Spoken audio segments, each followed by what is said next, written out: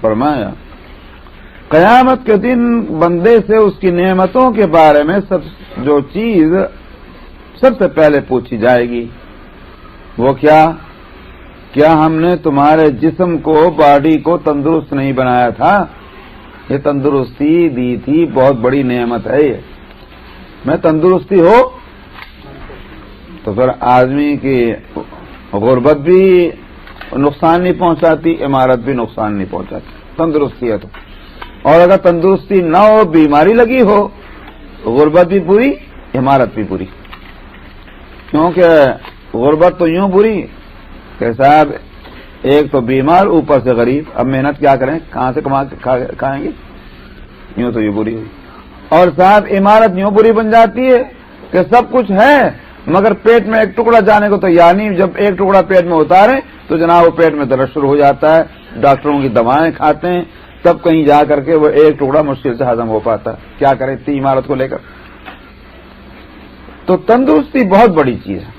اللہ تعالیٰ فرماتے ہیں کہ ہم نے تیرے جسم کو صحت مند نہیں بنایا تھا، ایک تو یہ سوال، اور دوسرے یہ کہ ہم نے تجھے ٹھنڈے پانی سے سیراب کیا تھا۔ یہ دو چیزیں ہیں کہ غذاؤں میں پانی سب سے اعلیٰ درجے کی چیز ہے۔ آدمی کو خالی کھلا دیجئے اور پانی مت دیجئے، سزا ہے اس کے واسطے، یاد رکھیے۔ آپ چنے کھلاتے رہی، روکی روٹی کھا کھا کھا کھا، اب پانی کا ایک ٹکڑا نہ دیں، مر جائے گا، پانی کا ایک گھٹ نہ دیں۔ پانی آپ پلا دیں اس کے، اگر آپ اس کو ایک دن کہیں کہ آج پانی تو ملے گا، کھانا نہیں ملے گا، گزر کر سکتا ہے۔ پانی بہت بڑی چیز، اور وہ بھی ٹھنڈا پانی، معلوم ہوا ٹھنڈا پانی بہت بڑی نعمت ہے۔ اسی لیے ایک بزرگ کا لکھنا تو یہ ہے کہ ٹھنڈا پانی پینا چاہیے، اس لیے کہ جب ٹھنڈا پانی پیتے ہیں تو جسم کو اس سے راحت ملتی ہے اور دل سے الحمدللہ نکلتی ہے۔ ایک مومن بھی الحمدللہ تو کہتا ہے، مگر اگر پانی ویسا ہی ہو تو بھول ہی جاتا ہے الحمدللہ کہنا، پانی نے کوئی مزہ نہیں دیا نا۔ لیکن جب ٹھنڈا پانی ہوتا ہے اور پیاس لگی ہوتی ہے اور ٹھنڈا پانی، الحمدللہ یہ ہوتا ہے۔ بلکہ شاید کھانے کے وقت میں اس کو یاد بھی رہا الحمدللہ کہہ رہے ہیں، مگر ٹھنڈا پانی جب پیاس میں ملے اس کو الحمدللہ دل سے نکلتی۔ تو یہ ٹھنڈا پانی جو ہے، کیا ہم نے تجھے اس سے سیراب نہیں کیا؟ تو معلوم ہوا کہ دو چیزیں اللہ نے خاص طور پر اس کے سلسلے میں پوچھ ہوگی، جو تو معلوم ہوا کہ نعمتوں کے بارے میں سوال ہوگا۔ سورہ الہاکم التکاثر کے آخر ثم لتسألن یومئذ عن النعیم، نعمتوں کے بارے میں تم سے پوچھا جائے گا، تو وہاں کیا جواب دیں گے؟ اللہ میاں آپ کی نعمتوں کا ہم نے کیا استعمال کیا؟ وعن ابن مسعود عن النبي صلى الله عليه وسلم قال لا تزول قدم ابن آدم يوم القيامة حتى يسأل عن خمس، عن عمره فيما أفناه، وعن شبابه فيما أبلاه، وعن ماله من أين اكتسبه وفيما أنفقه، وماذا عمل فيما علم۔ ابن مسعود نبی کریم صلی اللہ علیہ وسلم سے روایت کرتے ہیں کہ آپ نے فرمایا آدم کے بچے کے قدم ہٹیں گے نہیں قیامت کے دن جب تک کہ اس سے 5 باتوں کے بارے میں پوچھ نہیں لیا جائے گا۔ 5 سوال ہوں گے، ان کا جواب دینے سے پہلے تو ہٹ بھی نہیں سکتا وہاں سے۔ یہ نہیں ہو سکتا کہ بھئی چلو ایک بات کا جواب دے لیا اور بھاگ نکلے وہاں سے، یہ نہیں ہوگا۔ 5 باتیں ہیں جن کا جواب اس کو دینا ہی دینا ہے ہر آدمی کو۔ ایک تو عمر کے بارے میں کہ جو زندگی اور عمر ایج اس کو دی گئی، اس نے اس کو کہاں گزاری، کیسے گزاری، کس حالت میں گزاری، نافرمانیوں میں، فرما برداریوں میں، خواہشات نفس کو پورا کرنے میں یا اللہ کی اطاعت کرنے میں۔ اور اس کی جوانی کے بارے میں سوال کیا جائے گا، اس جوانی کو اس نے کہاں گنوایا تھا۔ جوانی ایک خود مستقل نعمت ہے اللہ سبحانہ و تعالیٰ کی، اور ہم لوگوں کی حالت کیا ہے؟ کہنے ابھی تو جوان ہے میاں، لو ابھی اسے مولوی صاحب کی سنیں تو پھر تو مزہ ہی نہیں آئے گا، جب بوڑھے ہوں گے جب بن جائیں گے۔ ارے بھائی بوڑھے جب ہو گئے تو پھر کیا ہوا؟ یہ تو ایسا ہو گیا جیسے سامنے بالکل اب گڑھائی آ گیا تو تب اگر کپڑے سمیٹ رہے تو کون سی بڑی بات ہوئی؟ تو گڑھا سامنے نظر آ ہی رہا ہے کہ جس میں جو ہے پانی بھرا ہوا ہے اور اس سے گزرنا ہے۔ پہلے سے کیوں فکر نہ کر کے رکھی تھی؟ تو جوانی کے بارے میں کہ کہاں اس نے گوایا، اور مال کے بارے میں بھی سوال کیا جائے گا کہاں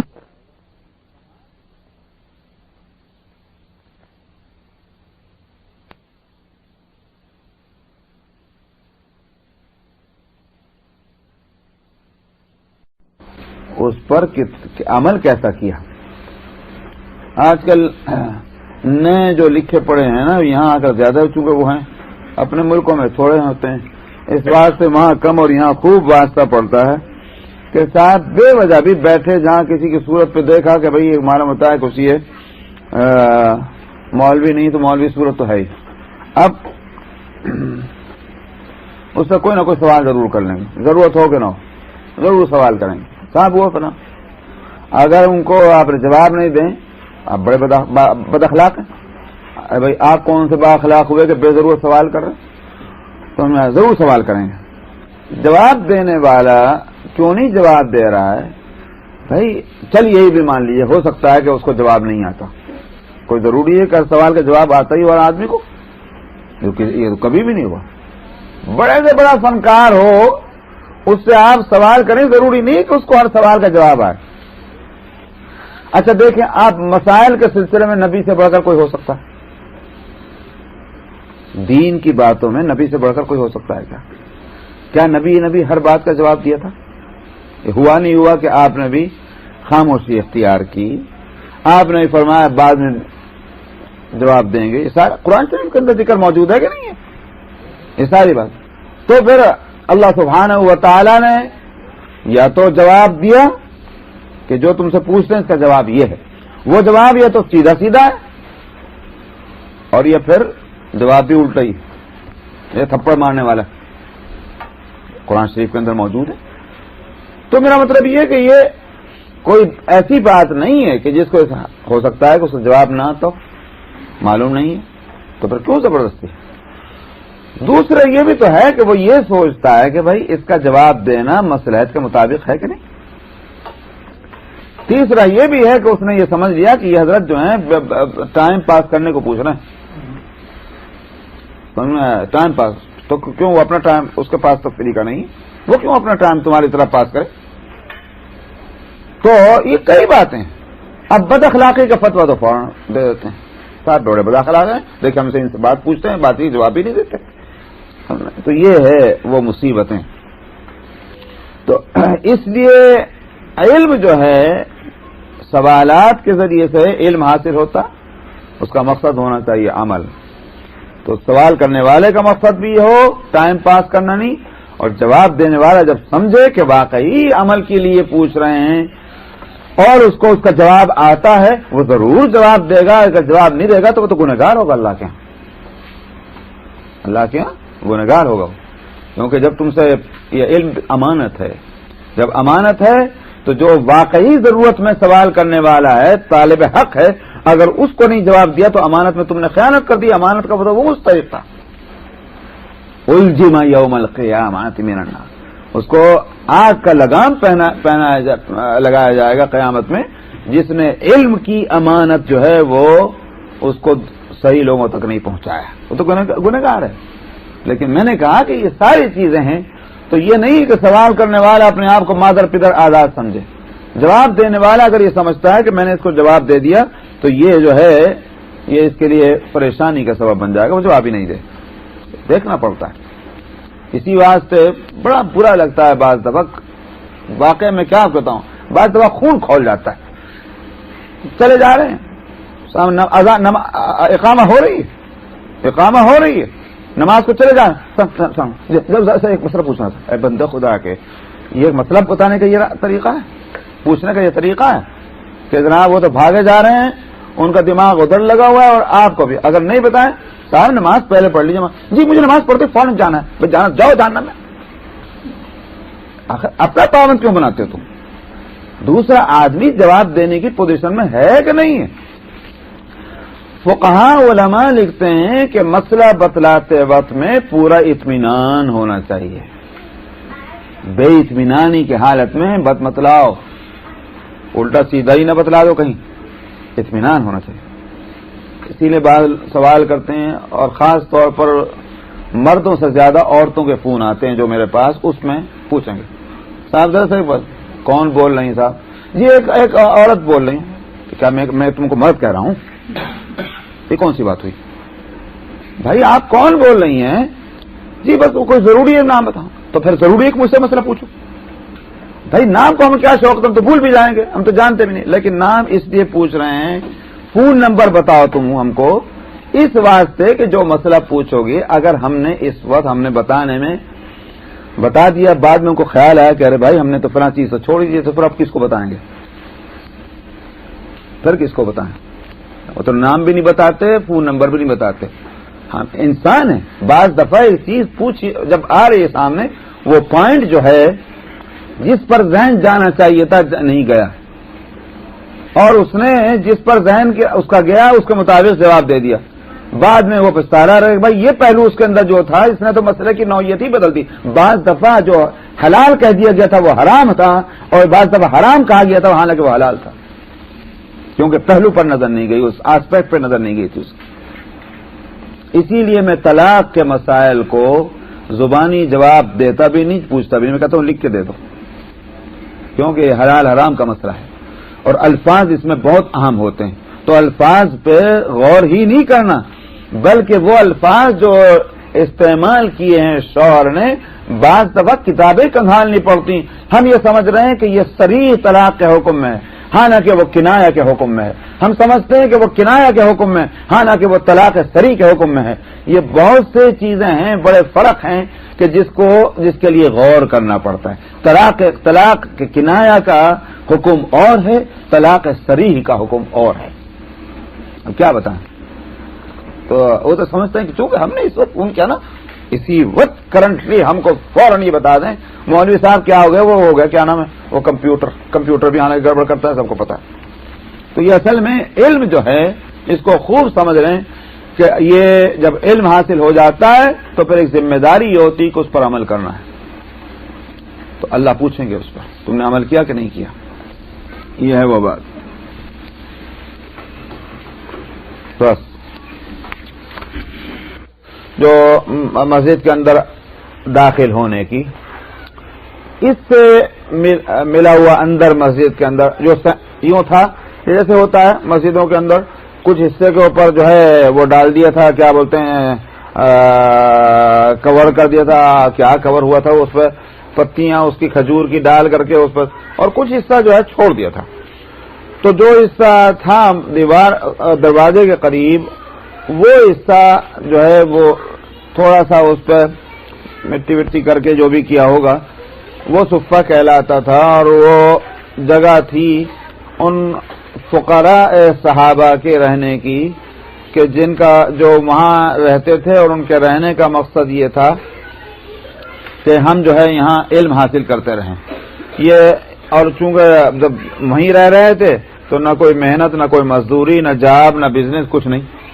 اب نتیجہ اس کا یہ ہے کہ یہ لوگ فقراء کہلائے، تو مل گیا کھا لیا، نہیں مل گیا سبق۔ رسول اللہ صلی اللہ علیہ وسلم کے پاس جب کوئی چیز آتی، آپ ان صفے والوں کو اپنے ساتھ شریک کر لیتے تھے۔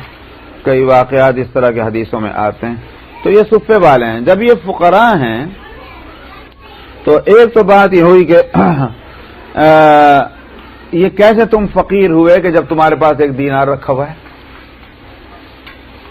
تو کوئی بات نہ ہوئی۔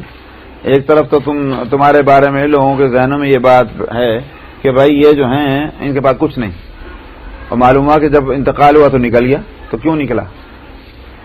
دوسری بات یہ ہے کہ اس سے آگے چل کر کے یہ بات ہوگی کہ لوگ جو ہیں غریبوں کی مدد کرتے وقت یوں سوچیں گے پتہ نہیں یہ صورت کا غریب ہے کہ حقیقتاً بھی غریب ہے، کیا پتہ اس کے بعد مال دبا ہو۔ یہ دھوکہ جو ہے یہ کیوں کہ صورت کیوں ہوئی؟ جب ان کے پاس تھا اس کو خرچ کرنا چاہیے تھا، پھر اس صورت میں دوسرے کا لے کر کھانے کیا مطلب؟ مسئلہ جو ہے وہ یہ ہے، ایک ہے مسئلہ شریعت کا حکم، اور ایک ہے یہ تربیت کا معاملہ۔ مسئلہ یہ ہے کہ اگر کسی شخص کے پاس ایک دن کا کھانا موجود ہے آج کا، اس کے لیے حرام ہے مانگنا، نہیں مانگے، آج کا ہے تو کہاں کو مانگتے میاں؟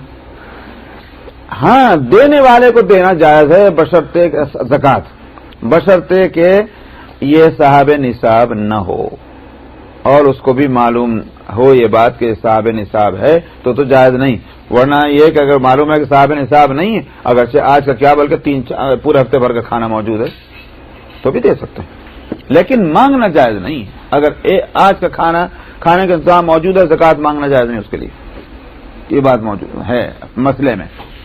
لیکن میں نے کہا کہ یہ مسئلے کی بات تو الگ رہی، سوال ہے تربیت میں۔ تربیت کے باب میں مربی جو ہوتا ہے، تربیت کرنے والا، وہ صرف اس حد تک پہ نہیں قناعت کرتا کہ مسئلہ فقہ کا کیا کہہ رہا ہے، وہ تو یہ دیکھے گا کہ میری تربیت کے تقاضے کیا ہیں۔ بعض دفعہ ایک چیز جائز ہوتی، تربیت کرنے والا کہتا ہے کہ نہیں تمہارے لیے جائز نہیں، بس یہ ہے۔ اور جو تربیت جس کی ہو رہی وہ آرگومنٹ نہیں کرے، آرگومنٹ کرے گا تو بھاگ جائے جہاں جانا ہے تجھے۔ اپنے تربیت کرنے والے سے جو شیخ ہے، پیر ہے، بشرطے کہ واقعی شیخ اور پیر تربیت ہی کرنے والا ہو، یوں نہ ہو کہ جناب خالی سلسلے میں داخل کر دو، بلکہ تربیت کرنے والا ہو تو پھر اس سے آرگومنٹ نہیں کہ صاحب یہ چیز تو جائز ہے تو آپ کیوں روک رہے ہیں ہم کو؟ ہم روک رہے ہیں اس لیے کہ ہمارے نزدیک جو ہے تمہاری تربیت کے واسطے ضروری ہے۔ تو ایسی باتیں ہیں رسول اللہ صلی اللہ علیہ وسلم ایک بات عام مسلمانوں کے لیے فرماتے تھے وہ مسئلہ ہوتا تھا، ایک بات کسی فرد کے لیے فرماتے تھے وہ اس کی ذات کے لیے ہوتا تھا۔ جب تک ہم دماغوں میں اس فرق کو نہیں رکھیں گے تو حدیثوں میں آ کے بڑی گڑبڑ ہو جاتی۔ اب ایک جگہ ہم نے بتلایا تھا کہ بتلایا کہ نہیں بتلایا معلوم ہے آپ لوگوں کو کہ بھائی مثلا رسول اللہ صلی اللہ علیہ وسلم نے کسی صحابی سے فرمایا تو نے کنواری سے کیوں نہ کی شادی؟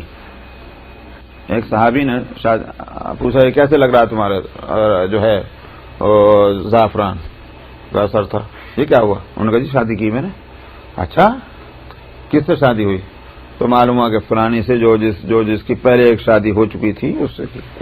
تو چونکہ نوجوان تھے یہ، آپ نے فرمایا کیوں نہ تو نے کنواری سے شادی کی کہ تاکہ تو اس سے لطف لیتا وہ تجھ سے لیتی، انت طلب بہا وہی طلب بہ۔ اب ایک بات ہے یہ، کیا اس کا مطلب یہ نکلے گا کہ کنواری سے شادی کرنے کو نبی حکم دے رہے ہیں؟ دیکھنا کسی جس کی ایک دفعہ شادی ہو جائے اسے مت کرنا، یہ مسئلہ تو نہیں۔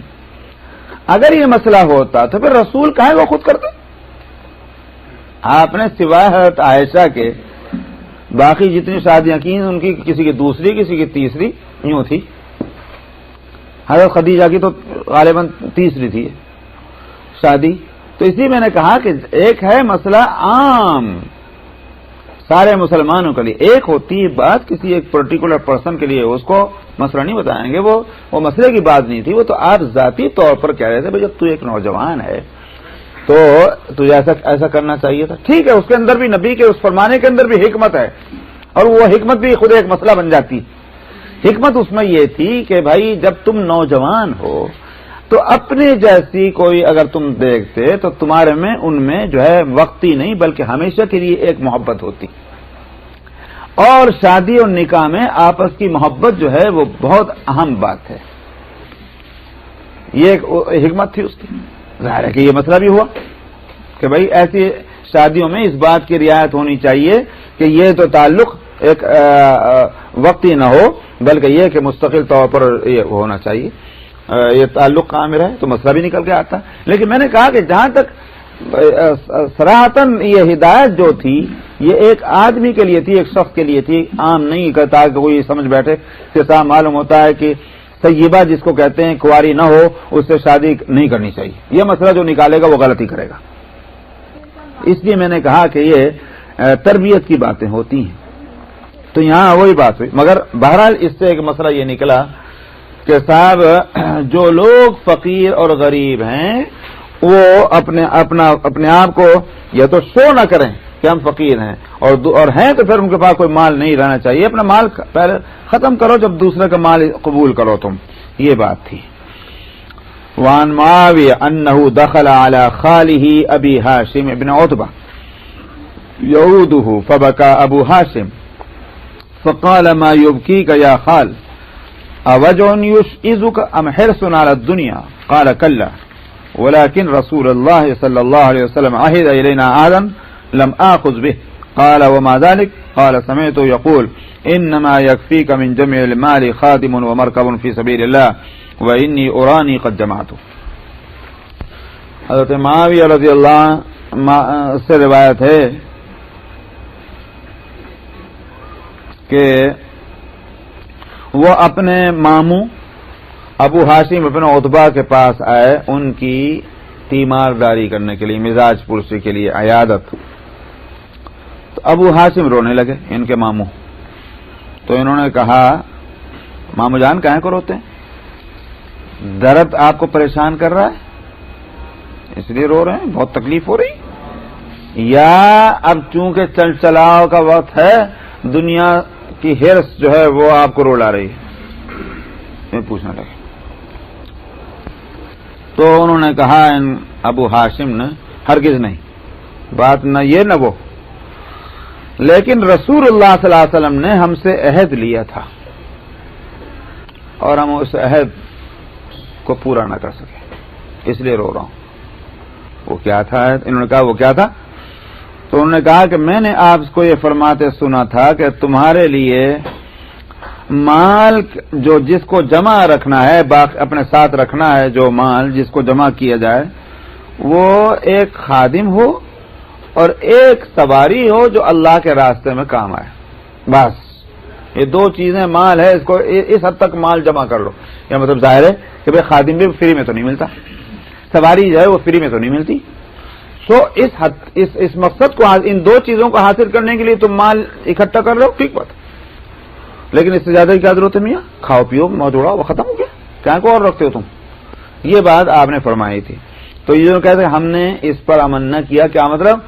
ہم نے مال زیادہ جمع کر کے بھی رکھا ہے، اس لیے رو رہے ہیں روز مرتے وقت میں. تو وہ دیکھیے ہم یہاں بھی وہی بات آ گئی.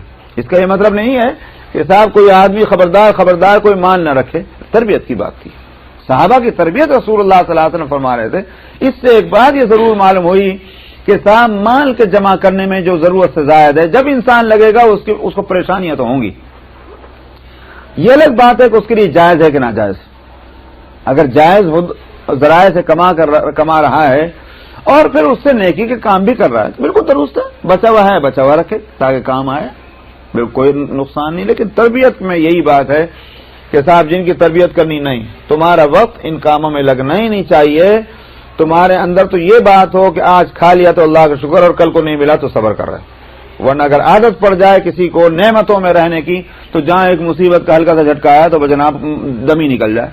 کہ کیا کریں گے یہ جہاد، اور کیا کریں گے جدوجہد، اور دین کی کیا خدمت انجام دیں گے اگر یہ ان میں تکلیفیں اٹھانے کی صلاحیت نہیں ہوگی. تو یہ تھی وہ بات. وَإِنِّي أُرَانِي قَدْ جَمَعْتُ، اور مجھے تو معلوم ہوتا ہے کہ میں نے جمع کیا ہے مال. اس واسطے میں اس وقت جبکہ میں مرض میں مبتلا ہوں، میں اس خیال سے رو رہا ہوں. بہرحال صحابہ کا مقام اس سے معلوم ہوا کتنا اونچا ہے کہ جو ناجائز بچ نہیں تھی جو چیز، مگر رسول اللہ صلی اللہ علیہ وسلم کے فرمانے سے جو انہوں نے سمجھا تھا، اس کی بھی ان کے نزدیک اتنی اہمیت تھی کہ اس کے خلاف ورزی سے بھی کتنا ڈرتے تھے، اور یا آخرت کی کتنی فکر تھی ان کو رضی اللہ عنہ. وعن ام الدرداء قالت قلت لأبي الدرداء ما لك لا تطلب كما يطلب فلان فقال إني سمعت رسول الله صلى الله عليه وسلم يقول إن أمامكم عقبة كؤودا لا يجوزها المثقلون فأحب أن أتخففت لتلك العقبة. ام الدرداء جو مشہور صحابی حضرت ابو الدرداء کی بیوی ہیں، تو انہوں نے کہا، ام الدرداء کہتے ہیں کہ میں نے ابو الدرداء اپنے شوہر سے کہا، اجی تمہیں کیا ہو گیا؟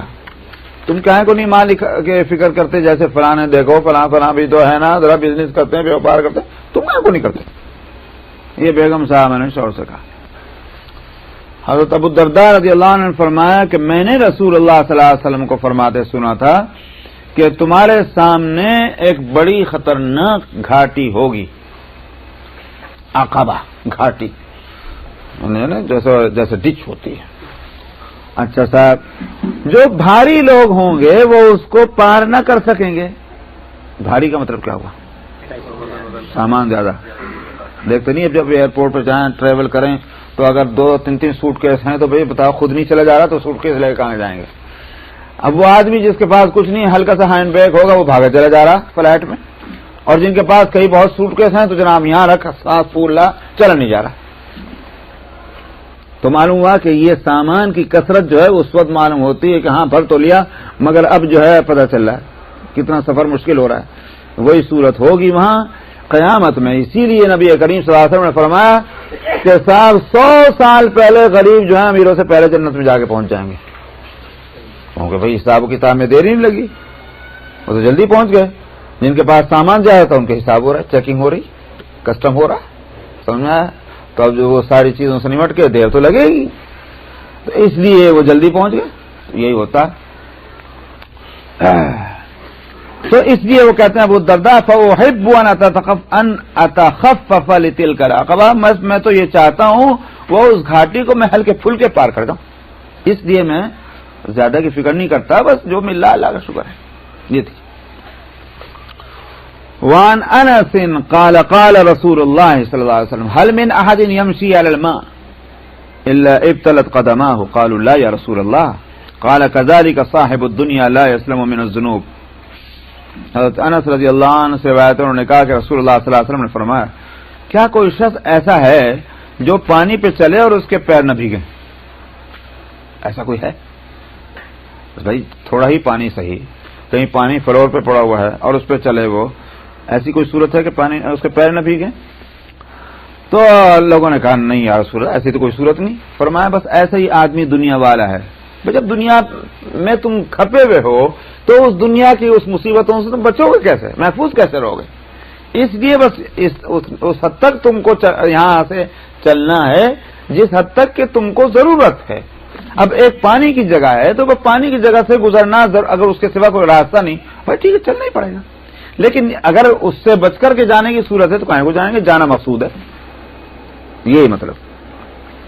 وعن جبیر بن نفیر مرسلا قال قال رسول اللہ صلی اللہ علیہ وسلم ما اوحی الی ان اجمع المال واکون من التاجرین ولكن اوحی الی ان سبح بحمد ربک وکن من الساجدین واعبد ربک حتی یاتیک الیقین. یہ جبیر بن نفیر ایک تابعی ہیں اور یہ روایت کرتے ہیں, صحابی کا نام نہیں لیتے, اسی لیے اس کو مرسل کہتے ہیں اس روایت کو کہ تابعی رسول اللہ صلی اللہ علیہ وسلم کا کوئی فرمان نقل کرے اور بیچ میں صحابی کا نام نہیں لے. تابعی نے تھوڑا ہی سنا تھا رسول اللہ صلی اللہ علیہ وسلم سے, تو سننے والا جو ہوگا تو صحابی ہوگا, تو صحابی کا نام. اب اس میں یہ ہے کہ مرسل روایتیں جو ہیں متصل روایتوں کے مقابلے میں کمزور ہوتی ہیں. ایک بات تو یہ ذہن میں رہنی چاہیے. نمبر 1. نمبر 2 جو ہے وہ یہ ہے کہ یہ مرسل بھی ان تابعین کی کہ جو محدثین کے یہاں بڑے مشہور ہیں, بڑے معتبر ہیں, ان کی مرسل روایت بھی معتبر ہے. کل مرفوع, جیسے مثال کے طور پر نافع ہیں مولا ابن عمر, اگر ان کی کوئی مرسل روایت آ جائے گی محدثین کو اس میں کوئی شبہ نہیں ہوگا. کیوں؟ اس واسطے یہ بڑے ہی مستند ہیں, قابل بھروسہ ہیں, جانچ پڑتال کی ہوئی ہے ان کی, کبھی گڑبڑ نہیں کی انہوں نے کہیں بھی.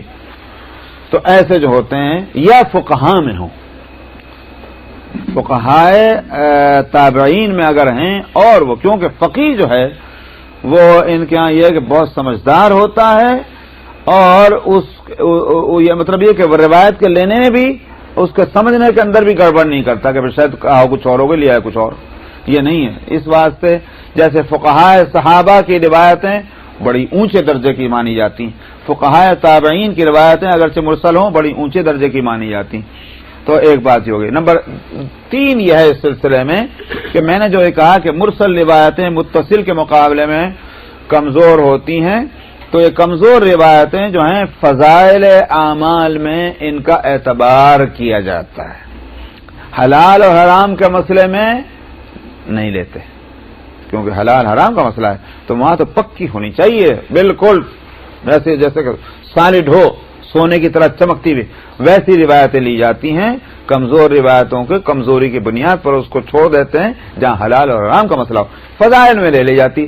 بعض لوگوں کی رائے یہ ہے کہ نہیں بھائی ہم فضائل میں بھی نہیں لیتے، ٹھیک ہے، وہ ان کا حق ہے، ایک رائے ہے، لیکن یہ کہ اگر کوئی فضائل اعمال میں کمزور حدیثوں کو کوئی شخص لیتا ہے وہ اس کو بدعتی نہیں کہیں گے۔ تو کیا ہے یہ آپ نے کیا روایت کیا ہوئی؟ وہ کہتے ہیں جبیر کہ رسول اللہ صلی اللہ علیہ وسلم نے فرمایا میری طرف جو وحی کی گئی، کیا میری طرف یہ بات نہیں وحی کی گئی کہ میں مال اکٹھا کروں اور تاجر بن جاؤں،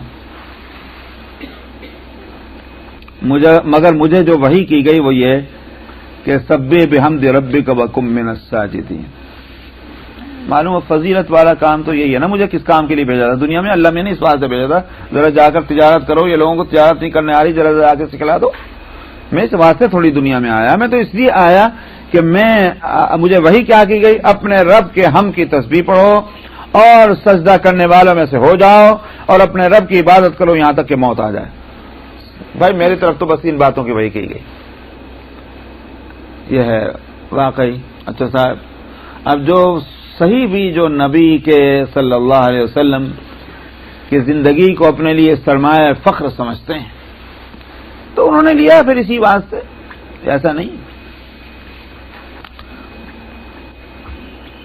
ہم نے حضرت مولانا طیب صاحب رحمۃ اللہ ان سے نہیں، ہم نے سنا یہ واقعہ مفتی محمود صاحب سے گنگوئی رحمۃ اللہ علیہ، تو سناتے تھے کہ بات یہ ہوئی کہ دیوبند کے اس وقت محتمم صاحب تھے جو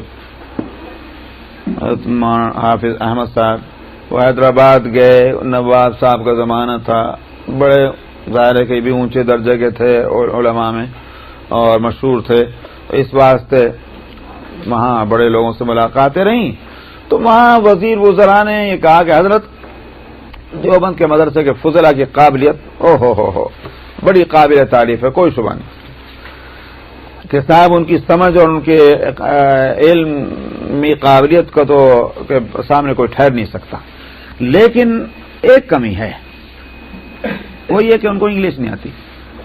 اگر آپ اس کمی کا بھی وہاں انتظام کر دیں اور اس کا بندوبست ہو جائے اور ان کو انگلش بھی آ جائے آپ کے کچھ فضلاء کو، تو پھر بہت مسئلہ حل ہو جائے۔ ان کا کیا مسئلہ حل ہوگا کہ پھر ہمیں یہ حکومت میں یہ سیکرٹریز اور وزیر یہ تو پھر تو وہی بن جائیں گے، اس لیے کہ جو یہ سیکرٹریز وغیرہ ان میں تو وہ علمی قابلیت ہے نہیں، بس ہاں انگلش جانتے ہیں اور بے شک پڑھے ہوئے ہوتے ہیں، مگر اگر یہ لوگ انگلش آ جائے تو پھر تو یہ مسائل کو بہت خوب سمجھیں گے، اور ہماری ریاست جو مسلمان ریاست ہے اس میں ایسے قابل لوگوں کی بہت ضرورت ہے۔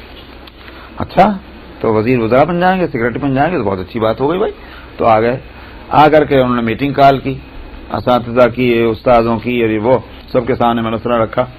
خیر اس وقت کسی نے ان سے یہ کہا کہ حضرت بہت مناسب ہے اور جو بھی آپ ہیں، لیکن چونکہ حضرت گنگوئی رحمۃ اللہ علیہ اس وقت زندہ تھے، وہ سرپرست ہیں مدرسے کے، تو جب تک ان سے اس بارے میں پوچھ لیا جائے اور حضرت کی منظوری بھی تو ضروری۔ ہاں بالکل صحیح، بالکل صحیح۔ چنانچہ وہ گنگو پہنچ گئے۔ اب گنگو پہنچے تو وہ ان کا چونکہ حالانکہ وہ بڑے تھے گنگوئی، مگر یہ بھی تو صاحبزادے تھے، اس واسطے جیسے معلوم ہوا کہ حافظ صاحب تشریف لائیں تو فوراً سارے انتظامات، بھاگو دوڑو۔ خیر وہ سب ہو کر کے پوچھا کیسے تکلیف کی، حالانکہ چھوٹے تھے مگر بہرحال، تو انہوں نے کہا حضرت میں اس لیے حاضر ہوں۔ صاحب سن کے فرمایا کہ ارے بھائی ہم نے جو یہ مدرسہ بنایا تھا اس واسطے تھوڑے بنایا تھا کہ لوگوں کو وزیر وزراء سیکرٹری بنائیں گے، ہم نے تو اس لیے بنایا تھا کہ تاکہ یہاں سے پڑھ کے جا کے مسجد کے لوٹے توڑیں اور مدرسوں کے بوریے گھس دیں، بس ہم نے تو اس واسطے بنایا تھا مدرسہ۔ اب وہ سمجھ میں آئے نہ آئے، حافظ صاحب وہ زمانہ وہ تھا، حافظ صاحب واپس آ گئے، آ کر مدرسے میں سنا دیا، انہوں نے کہا ٹھیک، جب حضرت نے منظور نہیں کیا تو اب کس کی مجال کچھ ہو۔ لیکن میں عرض کر رہا ہوں کہ آج دیکھ لیا جائے کہ اگر وہ حضرت گنگوئی بھی پھسل جاتے تو پھر دیوبند کا مدرسہ دیوبندی میں رہ جاتا اور کبھی کا ختم ہو چکا ہوتا، یہ زیادہ وہ بھی ایک یونیورسٹی بن جاتی، ایک کالج بن جاتا۔ یہ جو ہندوستان میں اور پاکستان میں اور یہاں تک کہ انگلینڈ میں اور امریکہ تک میں جو اسی انداز کے مدرسے بن رہے ہیں اور انہوں نے دین کو سنبھالا ہوا ہے، سمجھ آیا؟ یہ کہاں سے ہوتا پھر؟ یہ تو سلسلہ اسی مدرسے کے چراغ سے چراغ جلیں تو دنیا بھر میں جو ہے ان سارے ملکوں میں، یورپ میں، امریکہ میں اور ایشیا کے اندر اگر علم دین جو ہے اس کی شمع جل رہی ہے تو وہ صرف اسی وجہ سے جل رہی ہے۔ تو اب جس کو اگر اس علم کی قدر ہے وہ سمجھے گا ہاں بہت اچھی بات کہی تھی، اور جس کے نزدیک نہ ہو، جیسے میں ایک جگہ گیا تو ایک جگہ ہم تقریر کر رہے تھے تو ایک صاحب بعد میں ملے، دماغ خراب، کہنے لگے آپ حضرات بہت اچھی تقریر کی، بہت میں نے خیر تعریف کا بہت شکریہ فرمایا، آپ کیا فرمانا چاہتے ہیں؟ کہنے لگے جی وہ بات یہ ہے کہ علم دین کی جو ہے آپ جیسی فضیلت، علم دنیا کی بھی تو فضیلت بتائیے۔ میں نے کہا میرے سر میں درد ہے، کیوں بتاؤں میں؟ سمجھ میں آیا؟ میں اس کام کے لیے آیا ہوں، یا میں آپ سے پوچھ کر پہلے میں پوچھوں آپ کیا چاہتے ہیں، آپ کا دل کون سی بات سننے کو دل چاہتا ہے میں وہی بتاؤں؟ میں کوئی بندر نچانے والا آدمی ہوں فضول کے؟ میں اتنا ڈانٹا اس کو جناب وہ رہ گئے، بندے خدا کے جو کام کر ہی رہے ہو اس کے لیے میں کام کو فضیلت بتلاؤں گا؟ جس کام سے تم دور ہو اس کی فضیلت بتلاؤں گا نا میں؟ پاگل ہو گئے؟ تو میں نے ذرا ڈانٹا تو سیدھے ہو گئے، ٹھیک ہو گئے۔ تو اس لیے میں کہہ رہا ہوں کہ بھائی جن کو علم کی فضیلت نہیں معلوم تو ان کے لیے تو عورت گنگوئی کا فرمان بالکل نہیں، لیکن آج تو حقیقتیں کھل گئی ہیں، پتہ چلا کہ بھائی کام کے لوگ کون تھے۔ اچھا صاحب،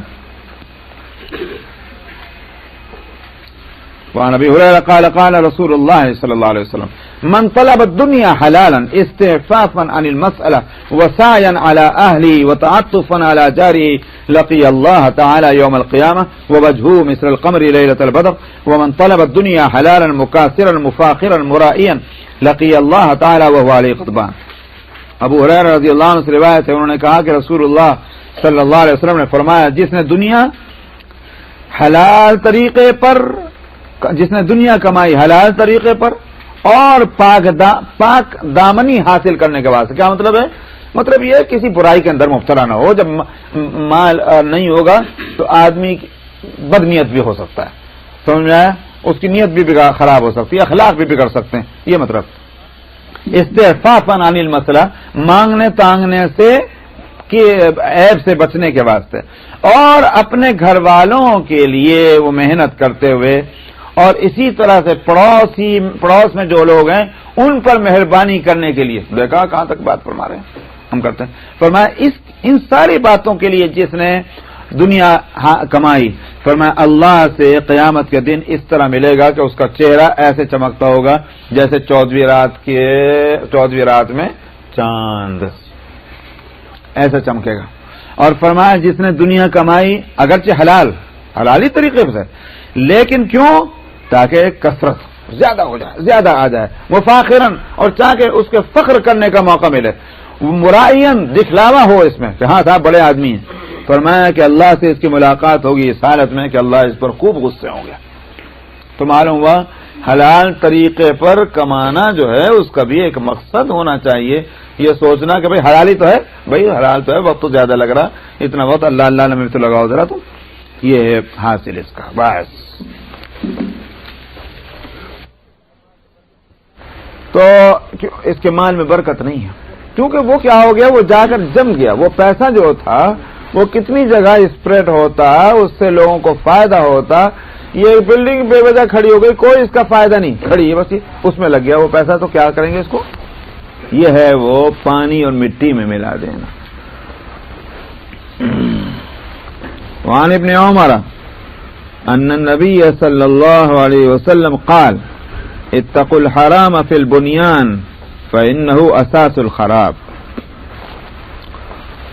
ابن عمر رضی اللہ عنہما سے روایت ہے کہ نبی کریم صلی اللہ علیہ وسلم نے فرمایا تعمیر کے اندر حرام مال سے بچو، یعنی حرام مال مت لگاؤ، کیونکہ وہ خرابی کی جڑ ہے۔ اس کے کیا معنی ہو گئے؟ اس کا مطلب یہ ہوا کہ حرام مال مت لگاؤ، اگر لگانا ہے تو حلال لگاؤ، ایک تو یہ معنی ہو جائیں گے، اور یہ خرابی کی بنیاد کے معنی یہ ہوئے کہ جب حرام مال سے تعمیر ہوئی تو اس تعمیر کے اندر کبھی بھی برکت نہیں ہوگی، اگرچہ آپ نے ضرورت کے لیے وہ تعمیر کی ہے۔ اچھا مال لگنا چاہیے، کیونکہ جیسے کھانا اور پینا جو ہے اس کے اندر اچھے مال کی ضرورت ہے، یہ نہ سمجھا جائے بس کھانے پینے میں تو اچھا لگا دو، بلڈنگ بنا دو حرام مال سے، یہ کیسے ہوگا؟ پھر اسی میں کہاں سے خیر ہوگی؟ اس لیے حلال ہی ہر جگہ استعمال ہونا چاہیے، حرام سے بچ کر رہنا چاہیے۔ وعن عائشة عن رسول الله صلى الله عليه وسلم قال الدنيا دار من لا دار له ومال من لا مال له ولها يجمع من لا عقل له۔ حضرت عائشہ رضی اللہ عنہا رسول اللہ صلی اللہ علیہ وسلم سے روایت کرتی ہیں، آپ نے فرمایا کہ دنیا اس کا گھر ہے جس کا گھر کوئی گھر نہ ہو، کہاں نہ ہو کوئی گھر، وہاں یہ دنیا اس کا گھر ہے۔ یعنی گھر ہے کا مطلب اس کو چین یہاں سکون مل رہا ہے، گھر سکون کی جگہ۔ جس نے اب اس دنیا کو اپنے لیے چین اور سکون کی جگہ بنا لیا تو اس کو آخرت کی کیا فکر؟ جب آخرت کی فکر ہی نہیں اس نے کی ہے تو آخرت میں گھر کہاں سے ہوگا اس کا؟ اسی طرح سے مال ہے اس کا جس کا مال نہ ہو، کا مطلب وہاں کچھ نہیں ملے گا، یہی جو کچھ اس نے کمانا کھانا جو کچھ بس یہی ہے، یہی کی ساری فکر ہے، وہاں کیا ملے گا جا کر؟ اور فرمایا اس دنیا کے لیے وہی جمع کر کے رکھتا ہے جس کو عقل نہیں۔ کیوں؟ اس واسطے کہ بھائی یہ ناپائیدار ہے، یہاں ہمیشہ رہنا نہیں ہے، وہاں کے واسطے تو بہت جتن ہو رہا ہے، جمع کر کے رکھ رہے، کیا کہتے ہیں پل بھر کی خبر نہیں، سامان 100 برس کا۔ تو بھائی یہ 100 برس کا جو سامان کر رہے ہو تو یہ عقل کی بات کہاں ہوئی؟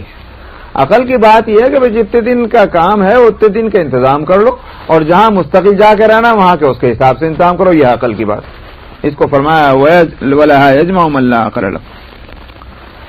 وعن حذیفہ قال سمعت رسول اللہ صلی اللہ علیہ وسلم يقول في خطبته الخمر جماع الاسم والنساء حبائل الشیطان وحب الدنيا رأس كل خطيئة قال وسمعته يقول أخر النساء حيث أخرهن الله۔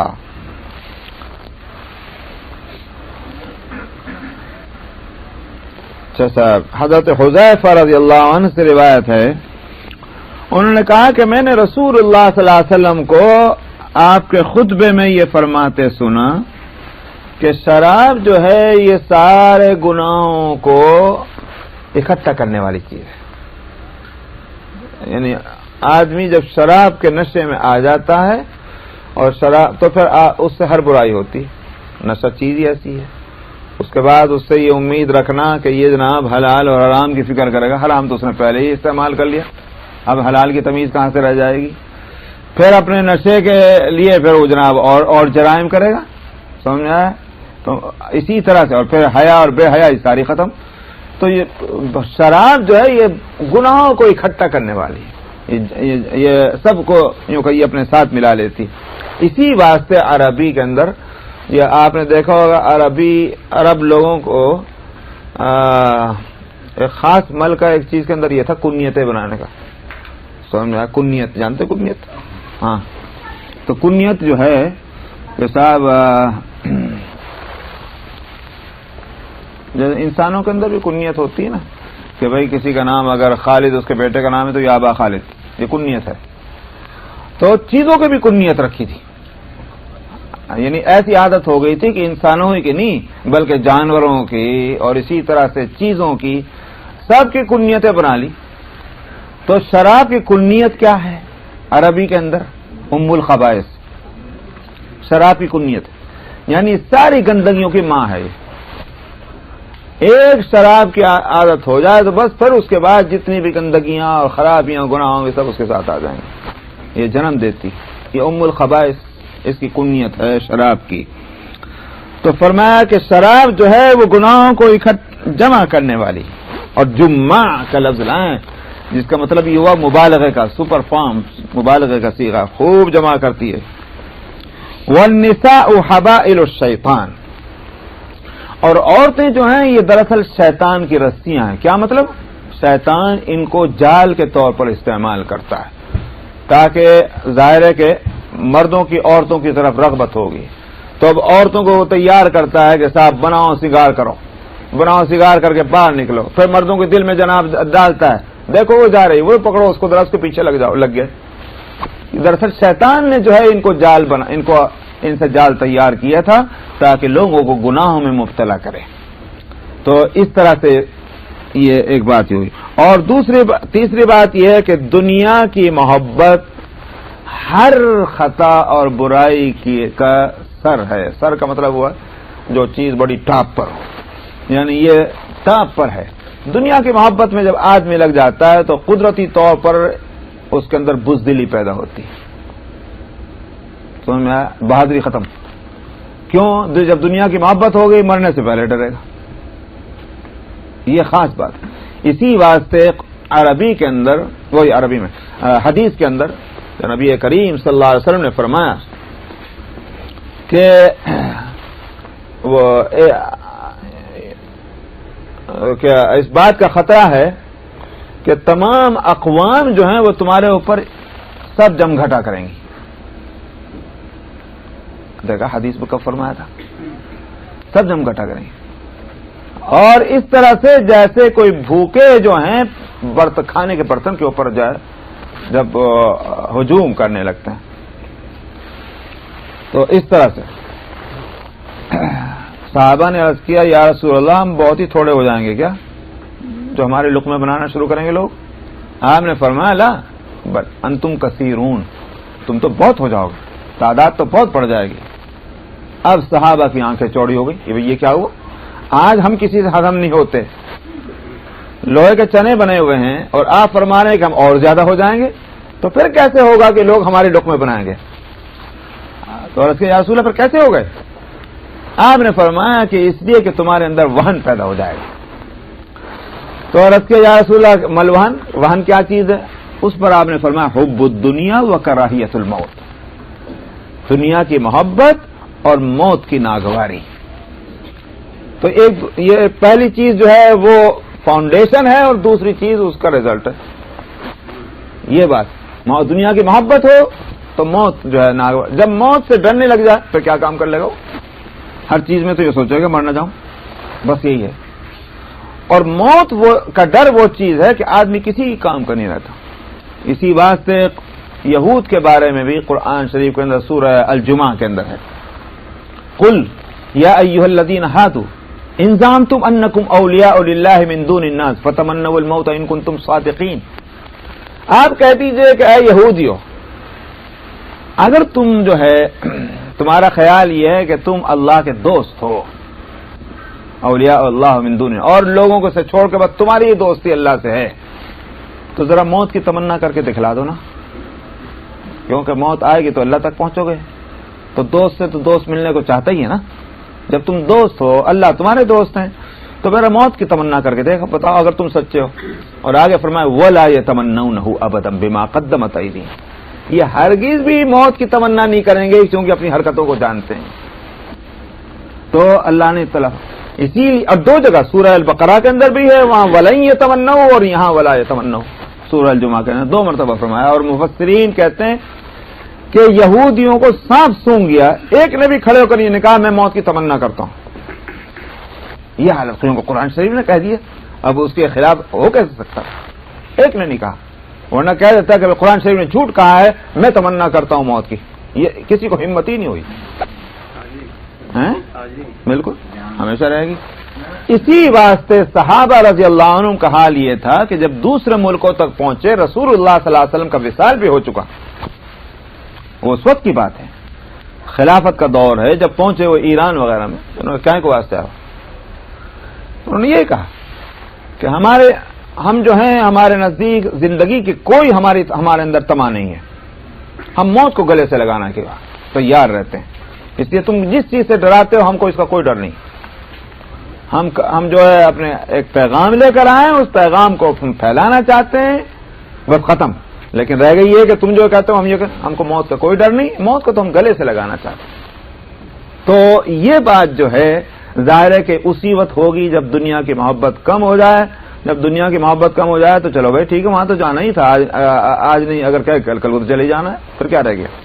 تو حب الدنیا ہونا چاہیے ان کا تو موت کی تمنا نہیں کرتے وہاں سے. کون؟ دنیا کافر. ہاں تو وہ لوگ کیسا غالب آ جاتے؟ ایسا ہے کہ بات جو ہے وہ یہ کہ جب انڈر ٹریننگ جو لوگ ہوتے ہیں، جن کے لیے کورس بنایا گیا، ان کے لیے ضابطہ الگ ہوتا ہے، دوسروں کے واسطے ضابطہ الگ ہوتا ہے. یہ ساری چیزیں جو ہیں آٹومیٹک خود بخود نہیں ہوتی، بلکہ یہ اللہ کی طرف سے ہوتی ہیں۔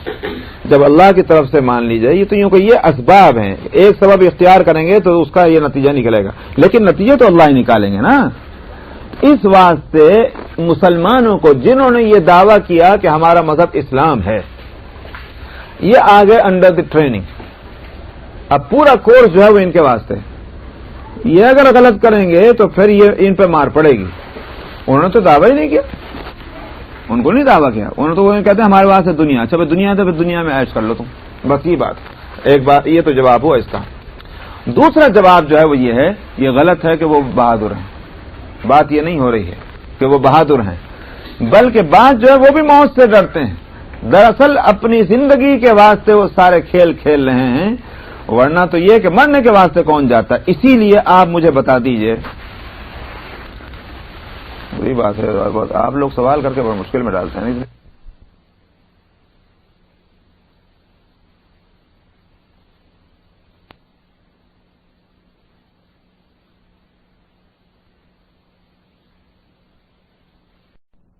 فرماتے ہیں کہ اور راوی کا حضرت حذیفہ کہتے ہیں کہ میں نے رسول اللہ صلی اللہ علیہ وسلم سے یہ بھی فرماتے سنا کہ عورتوں کو پیچھے رکھو جس طرح سے اللہ نے ان کو مؤخر رکھا، یعنی پیچھے کہاں پیچھے رکھا؟ پھر نماز میں سب کہاں بنتی جی ان کی؟ پیچھے۔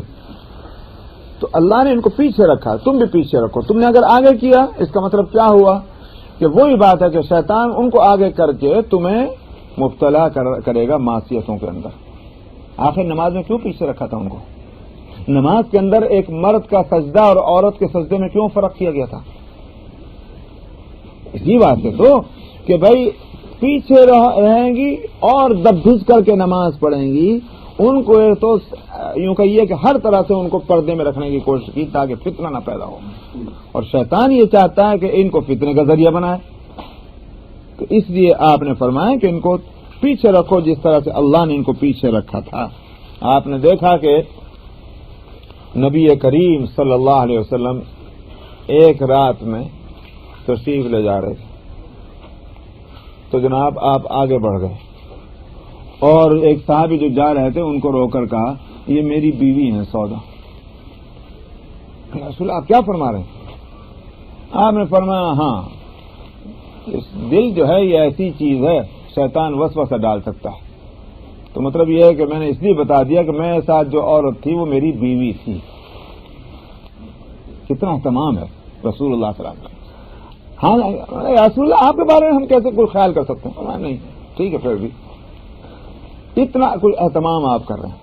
رسول اللہ صلی اللہ علیہ وسلم ہیں، جو صحابی ہیں وہ آپ پر ایمان لائے ہوئے ہیں، کوئی خطرہ وہاں نہیں، مگر یہی احتیاط کہ صاحب یہ جو میرے ساتھ جو خاتون چل رہی تھی برقعے کے اندر، کہ یہ نہ سمجھے کہ میں کسی اجنبی عورت سے رات کے اندھیرے میں جو ہے بات کر رہا ہوں، یا وہ میرے ساتھ چل رہی، تو یہ اہتمام تھا رسول اللہ صلی اللہ علیہ وسلم۔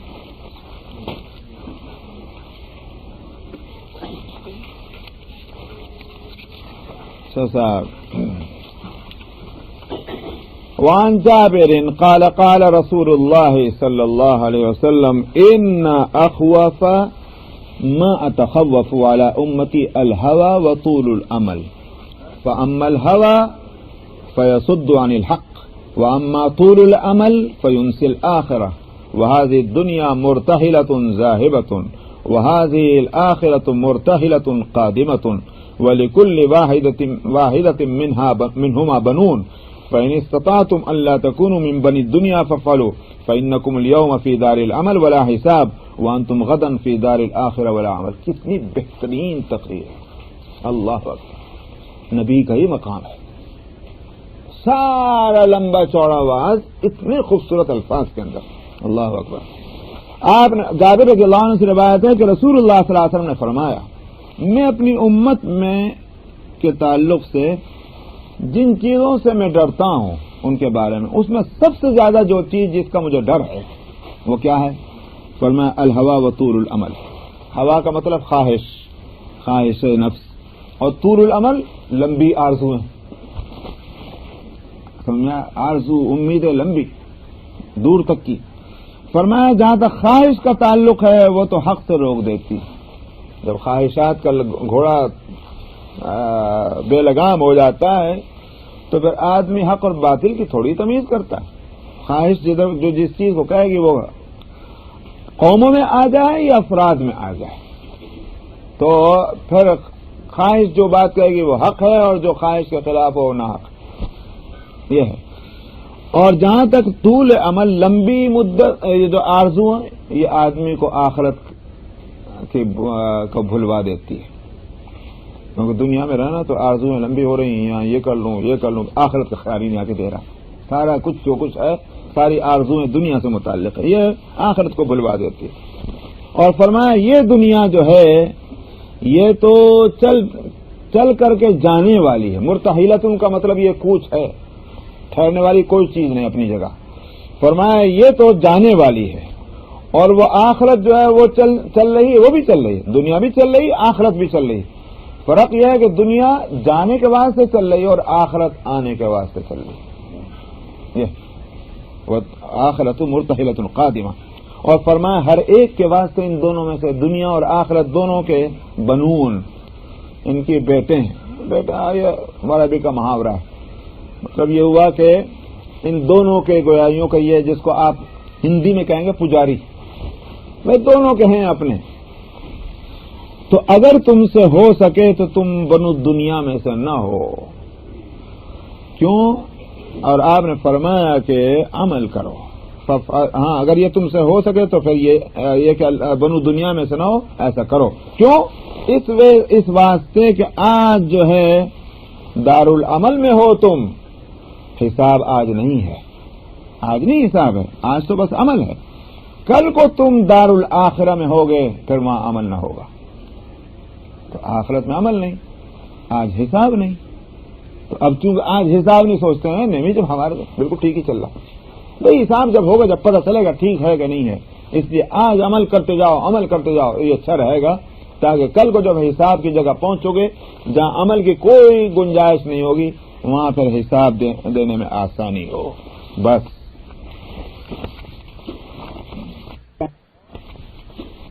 اور فیصلہ کرنے والی ذات جو ہے وہ بادشاہ ہے اور پوری قدرت رکھنے والا ہے. تو معلوم ہوا کہ اگر کسی کو اختیار فیصلہ کرنے کا نہ ہو تو آپ اس کو کک آؤٹ کر سکتے ہیں. جاوید تو کون, کہیں کو آیا تو فیصلہ کرنے کے واسطے. اچھا صاحب فیصلہ کرنے کی اختیار دے دیے گئے مگر پاور کوئی بھی نہیں. تو معلوم ہوا فیصلہ تو کر دیا لیکن ہمیں پسند آیا تو ہم فیصلہ مانیں گے, نہیں پسند آیا بھاگ جاؤ جی. جیسے آج کل ہماری دارالقضاء کی حالت ہے, طاقت قوت کچھ ہے نہیں. اب ہم فیصلہ کر دیں کہ بھائی جناب والا اس عورت کے تعلق سے کہ بس ان کو اتنا ملے گا. انہوں نے کہا جی ٹھیک ہم جا رہے ہیں کورٹ میں امریکن. کیونکہ کوئی یا دوسری پارٹی نہیں آتی, اس کی مرضی نہیں آتی. اگر پاور ہوتا تو بھاگے چلے آتے, دوسری پارٹی بھی آتی جیسے کورٹ میں جاتے ہیں. اسی واسطے اسلام کے بہت سے مسائل جو ہیں وہ کتابوں میں موجود ہیں اور ایک زمانے میں وہ زیر عمل تھے, آج ان پر عمل مشکل ہو رہا ہے. کیوں؟ اس واسطے کہ اب یہ ملک ہے, اس ملک میں اگر کوئی چوری کرے تو مسلمانوں کے اندر کوئی چوری کر لے, مسلمان اس کو وہ سزا کہاں سے دیں گے جو اسلام نے بتلائی؟ سمجھ میں آیا؟ اس لیے کہ اقتدار نہیں ہے, اختیار نہیں ہے, طاقت نہیں ہے, قوت نہیں ہے, قوت قاہرہ ہونا چاہیے. یہ اصل بات ہے. تو حدود کے نفاذ کے لیے, حدود اسلامی کے نفاذ کے لیے قوت چاہیے. اگر قوت نہیں ہے تو آپ بے شک دارالقضاء قائم کر لیں اور یہاں عمارت بھی قائم کر لیں کہ ایک امیر بنا لیں مسلمان, اور جو بنانا چاہیے اور مقاصد کے لیے. لیکن اس کے معنی یہ نہیں ہے کہ یہاں آپ جو ہیں وہ حدود اور قصاص جو ہے نافذ کرنے لگیں, کیونکہ قوت قاہرہ نہیں ہے. تو آخرت میں جو ذات فیصلہ کرنے والی ہے وہ با اختیار بھی ہے اور طاقت اور قوت والی بھی ہے, قدرت والی ہے. یہ اس کو فرماتے ہیں. تو لہذا وہ فیصلہ کرنے میں کوئی نہ مجبور ہوگا نہ کسی کا پابند ہوگا. الا وان الخیر کلہ بحذافیرہ فی الجنہ، یاد رکھو اس بات کو کہ خیر پوری کی پوری اپنی پوری تمام قسموں کے ساتھ جنت میں ہے. اور اس کے مقابلے میں آپ نے فرمایا کہ یاد رکھو کہ برائی شر جو ہے پورا کا پورا اپنی پوری قسموں کے ساتھ جہنم میں جائے گا. تو آخرت میں جا کر کے یہ روڈ جو جا رہی ہے جس میں ہر آدمی چل رہا ہے، ہر آدمی جا رہا ہے، پورا ہے کیا کہتے ہیں اسے، ہیوج ایک وہ چل رہا ہے، کیا بولنے کراؤڈ، ایک روڈ ہے جس پہ کراؤڈ جا رہا ہے، ہر طرح کے اس میں. آگے جا کر اس میں دو بن جائیں گے راستے، کچھ کو ادھر جانا ہے، کچھ کو ادھر جانا ہے. جس کو ادھر جانا وہ ادھر نہیں جا سکتا، جس کو ادھر جانا وہ ادھر نہیں جا سکتا. آخرت جیسے ہی برپا ہوگی یہ روڈ جو ایک جا رہی تھی جس میں کراؤڈ جا رہا یہ دو حصوں میں بٹ جائے گا. تو خیر اپنی پوری اچھائیوں کے ساتھ جنت میں اور شر پوری اچھائیوں کے ساتھ جہنم میں. دنیا میں خیر اور شر ملا ملا چل رہا ہے، یہ خیر والے اور شر والے ملے ملے چل رہے ہیں. الا فاعلموا، آپ نے فرمایا یاد رکھو اور اس بات کو جان لو کہ تمہیں اللہ سے بہت احتیاط برتنی ہے. کیا مطلب احتیاط برتنے کا؟ منمانی مت کرو، کیونکہ وہ جس سے واسطہ ہے وہ قادر مطلق ہے. جو فیصلہ کرے گی ذات وہ قادر مطلق ہے. تو اس بات سے کس بھروسے پر آپ جو ہے منمانی کریں گے؟ بھروسے کا مطلب یہ ہوتا ہے کہ بھئی ٹھیک ہے ہمارا ایک سورس، جب ہم اس سورس کو استعمال کریں گے، یوز کریں گے، بچ جائیں گے. بالکل ایک سورس ہے، چاہے وہ سورس کتنا بھی کمزور کیوں نہ ہو، لیکن بھارت سورس ہے. ہمارے اردو کی مثل مشہور ہے، ڈوبتے کو تنکے کا سہارا. میاں تنکا بھی اس پہ بھی آدمی بھروسہ کر لیتا ہے، وہ کارآمد ہو کہ نہ ہو. آخرت میں کیا چیز ہوگی جس پر تنکے کے برابر بھی بھروسہ کر سکتا ہے؟ وہاں تو کوئی چیز جو ہے. اسی لیے تو وہ جو حدیث شفاعت میں کیوں وہاں سے شروع کیا آدم علیہ السلام سے. چلو بھائی جتنے سہارے تم آزما لینا. تم آدم تا عیسیٰ علیہ السلام. عیسیٰ علیہ السلام بھی خاتم انبیاء بنی اسرائیل ہیں، اور بنی اسرائیل کے اندر 1 لاکھ سے زیادہ انبیاء ہیں. تو کیا کچھ ان کا مقام نہیں ہوگا حضرت عیسیٰ علیہ السلام کا؟ لیکن سارے ان بڑے بڑے نبیوں کے پاس کیوں گزارا جائے گا؟ جتنے سہارے تم سمجھ سکتے ہو سب آزما لو. یہاں کوئی کام دینے والا نہیں، کوئی سہارا ہے ہی نہیں. یہ ہے وہ مقصد. تو اس لیے فرمایا کہ وَأَنْتُمْ مِنَ اللَّهِ عَلَى حَذَرٍ، اللہ کے تعلق، اللہ کے سلسلے میں تمہیں احتیاط کے ساتھ رہنا چاہیے. وَاعْلَمُوا أَنَّكُمْ مُعْرَضُونَ عَلَى أَعْمَالِكُمْ، اور اس بات کو بھی خوب جان لو کہ تم اپنے اعمال کے اوپر پیش کیے جاؤ گے. بات تو یہ ہونی چاہیے کہ اعمال تمہارے پاس تمہارے پر پیش کیے جائیں گے، تمہارے اعمال. لیکن یہاں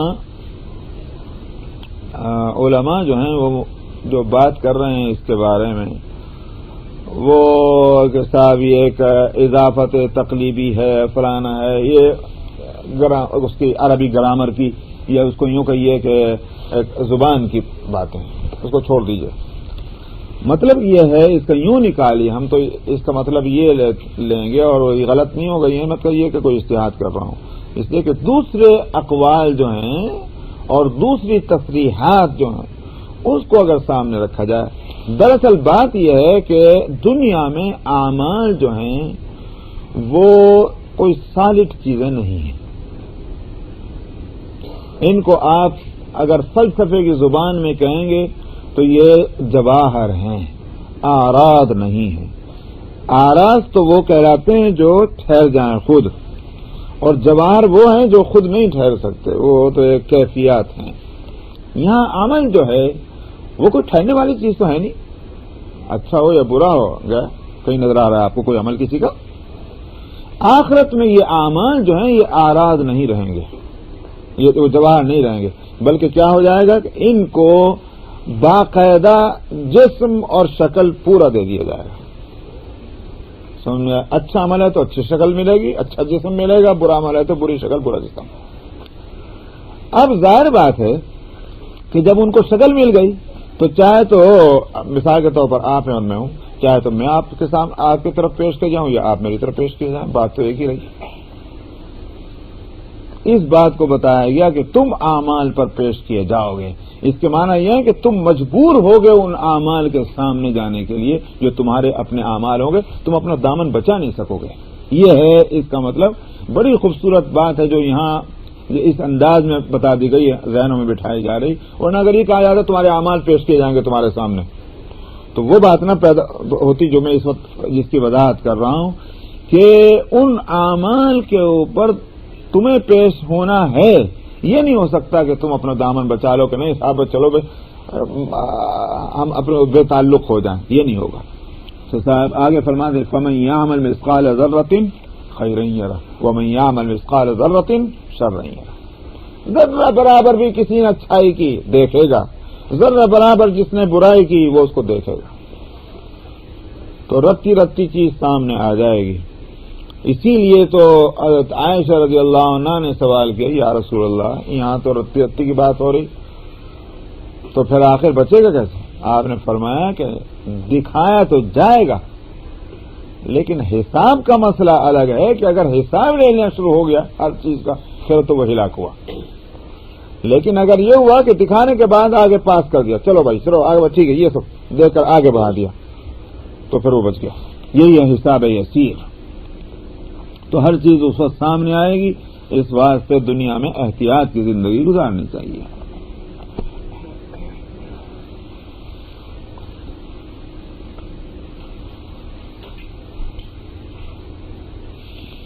وعن شداد قال سمعت رسول الله صلى الله عليه وسلم يقول يا أيها الناس إن الدنيا عرض حاضر يأكل منها البر والفاجر وإن الآخرة وعد صادق يحكم فيها ملك عادل قادر يحق فيها الحق ويبطل الباطل وكونوا من أبناء الآخرة ولا تكونوا من أبناء الدنيا فإن كل يتبعها ولدها.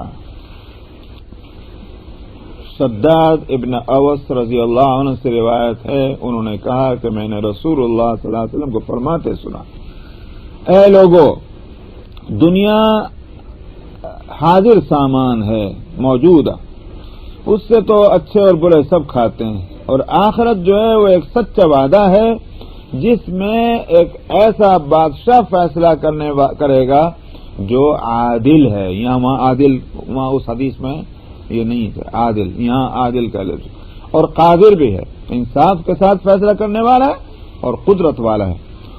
اس دن کے اندر آخرت کے دن میں حق جو ہے وہ اس کو ثابت کر دے گا اور باطل کو جو ہے وہ ناپید کر دے گا.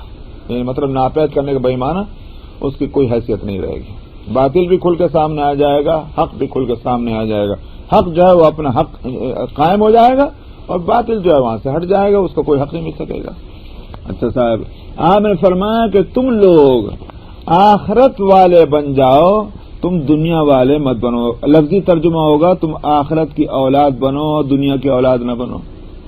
اور یہ اس لیے آگے فرمایا کیونکہ ہر ماں جو ہے اس کی اولاد ماں کے تابع ہوتی. یہاں تابع کا مطلب یہ ہے کہ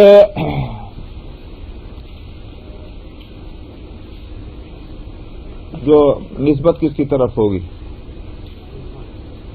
نسبت جو ہے ماں باپ کی طرف ہوتی ہے.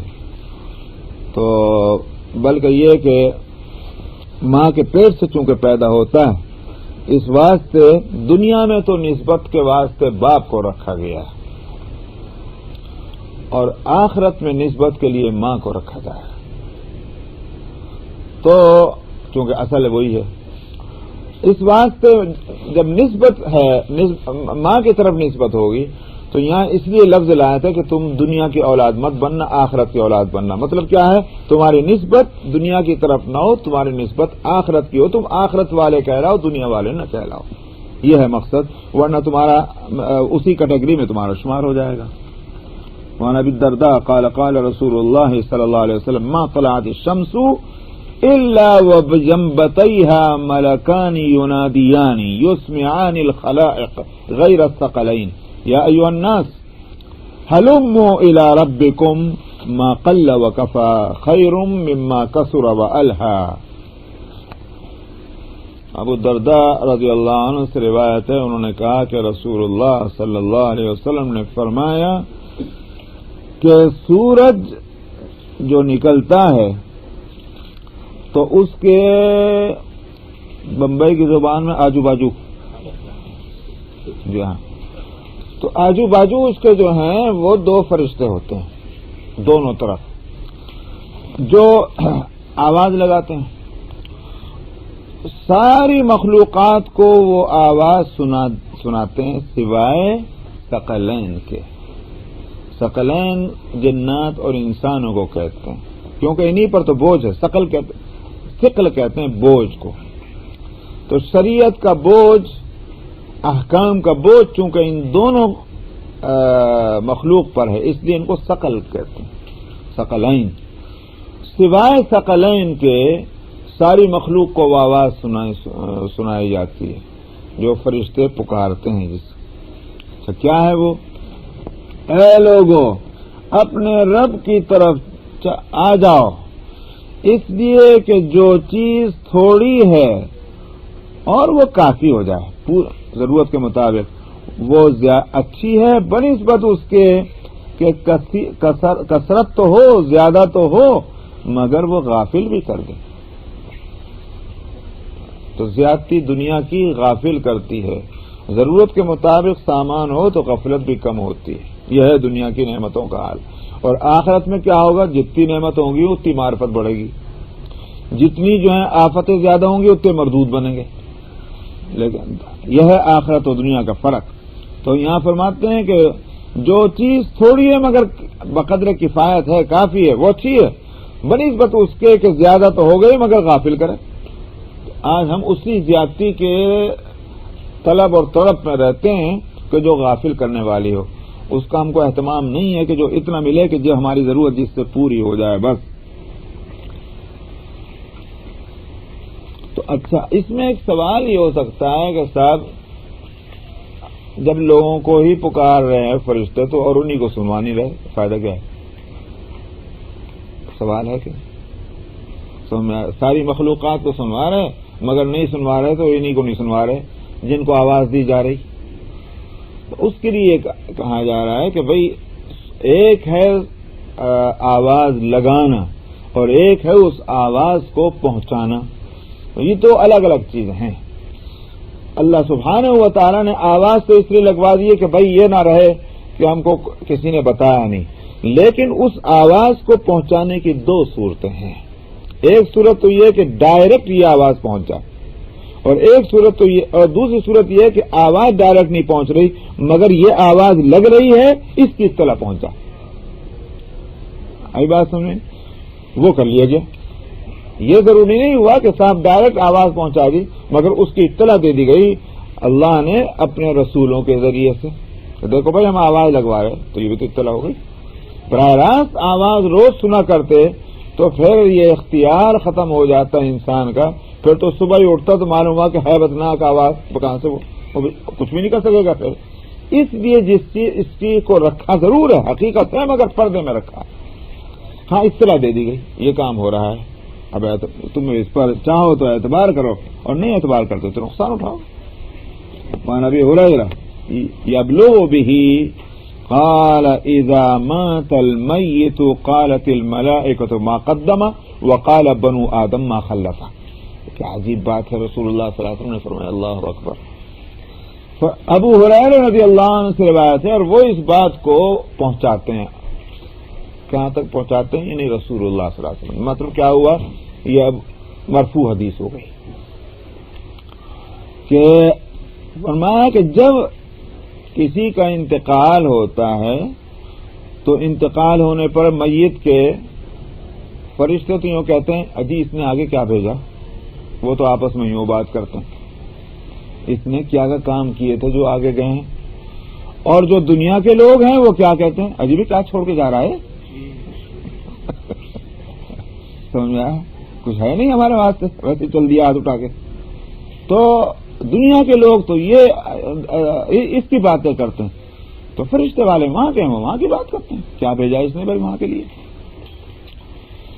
وعن مالك أن لقمان قال لابنه يا بني إن الناس قد تطاول عليهم ما يوعدون وهم إلى الآخرة سراعا يذهبون وإنك قد استدبرت الدنيا منذ كنت واستقبل الآخرة وإن دارا تسير إليها أقرب إليك من دار تخرج منها۔ مالک سے روایت ہے کہ حضرت لقمان نے اپنے صاحبزادے سے فرمایا، بیٹا لوگ جو ہیں جس چیز کا ان سے وعدہ کیا تھا اس کی مدت چونکہ لمبی ہو گئی ہے ان پر، آخرت کا، قیامت کا، تو مدت لمبی ہو گئی، مطلب کیا ہوا، اس لمبی مدت ہونے نے ان کو غفلت میں ڈالا ہوا ہے۔ حالانکہ بات یہ نہیں ہے، یہ اس بات کو کیوں سوچ رہے ہیں، اب تک نہیں آئی قیامت، اتنا لمبا وقت گزر گیا۔ بات جو ہے وہ یہ ہے کہ وَهُمْ إِلَى الْآخِرَةِ سِرَاعًا يَذْهَبُونَ، چاہے کچھ بھی ہو ان کا سفر تو جاری ہے، جا کہاں رہے ہیں آخر، یوں کیوں دیکھتے ہیں کہ ہم کتنا پیچھے چھوڑ کے آئے ہیں، یوں دیکھو کہ جا کدھر رہے ہیں، رکا تو نہیں نا سفر، اگر رکتا تو کہتے میں جھوٹ ہی بولا، دیکھو ہم اتنا لمبا چل کے آ گئے اب تک نہیں آئے، کیا رک گئے؟ اگر نہیں رکے تم ابھی کنٹینیو چل ہی رہے ہو تو آگے کی فکر کرو، ہو سکتا ہے کہ اگلے قدم پہ ہو، یہ ہے مطلب۔ اور چلنے کا مطلب کیا ہوا، اس واسطے کہ ظاہر ہے کہ زمانہ جو حرکت میں ہے تو یہ چلنا ہی تو ہے، ہم چل رہے ہیں، یہ زمانہ چل رہا، بات تو وہ ایک ہی ہوئی۔ یہ تو ایسا ہے کہ جیسے آپ تو گاڑی میں بیٹھے ہوئے ہیں لیکن لگ رہا ہے کہ سارے درخت ورخت سب بھاگے جا رہے ہیں، تو کیا کہیں گے، میں درخت بھاگے جا رہے، وہ درخت کہاں جا رہے، آپ جا رہے بھاگے گئے۔ اس طرح سے یوں کہیے کہ یہ چاند اور سورج اور یہ زمانہ یہ حرکت میں ہے اور ہم سمجھتے ہیں کہ ہم نہیں حرکت میں، حالانکہ آپ حرکت میں ہیں۔ اسی لیے ایک زمانہ وہ تھا کہ آپ کہتے تھے یہ آپ کا بچپن ہے، پھر آیا تو جوانی ہے، تو پھر ہے تو ادھیڑ ہے، پھر ہے تو بڑھاپا ہے، چل رہا ہے کہ نہیں چل رہے؟ اگر نہ چلتے ہوتے تو آپ کے مختلف احوال کا مختلف نام کیوں ہوتا؟ تو فرمایا کہ اور حالانکہ یہ آخرت کی طرف چلے جا رہے ہیں، اور فرماتے سران بڑی تیزی کے ساتھ چلے جا رہے ہیں۔ اچھا، اور وَإِنَّكَ بیٹا تو جو ہے دنیا کو پیچھے چھوڑ رہا ہے، چھوڑ دیا، منذ کنتا جہاں تو پہلے تھا وہ تو نے چھوڑ دیا نا پیچھے۔ اچھا صاحب، واستقبل آخرہ، اور آگے جو چیز آنے والی اسی کا نام تو آخرت ہے، جو پیچھے چھوڑ دی وہ دنیا جو آگے مطلب جو جتنی دور ہوتی چلی جا رہی، مثلا سمجھیے یہ دنیا ہے اور یہ اس کو مان لیجیے آخرت ہے، بیچ میں یہ ہاتھ ہے، یہ ایک انسان ہے، تو اب یہ جو ادھر سے یوں چل رہا ہے ادھر کو، تو کیا چیز پیچھے دور جا رہی ہے، یہ دنیا تو دور جا رہی ہے جب ادھر سے ادھر کو جا رہا ہے، اور کیا چیز قریب آ رہی ہے، آخرت قریب آ رہی ہے۔ اسی کو فرماتے ہیں کہ تو نے دنیا کو پیچھے چھوڑ دیا جہاں تو تھا، اور تو اب آخرت کا کو سامنا کر رہا ہے تو، وَإِنَّ دَارًا، اور جس وہ گھر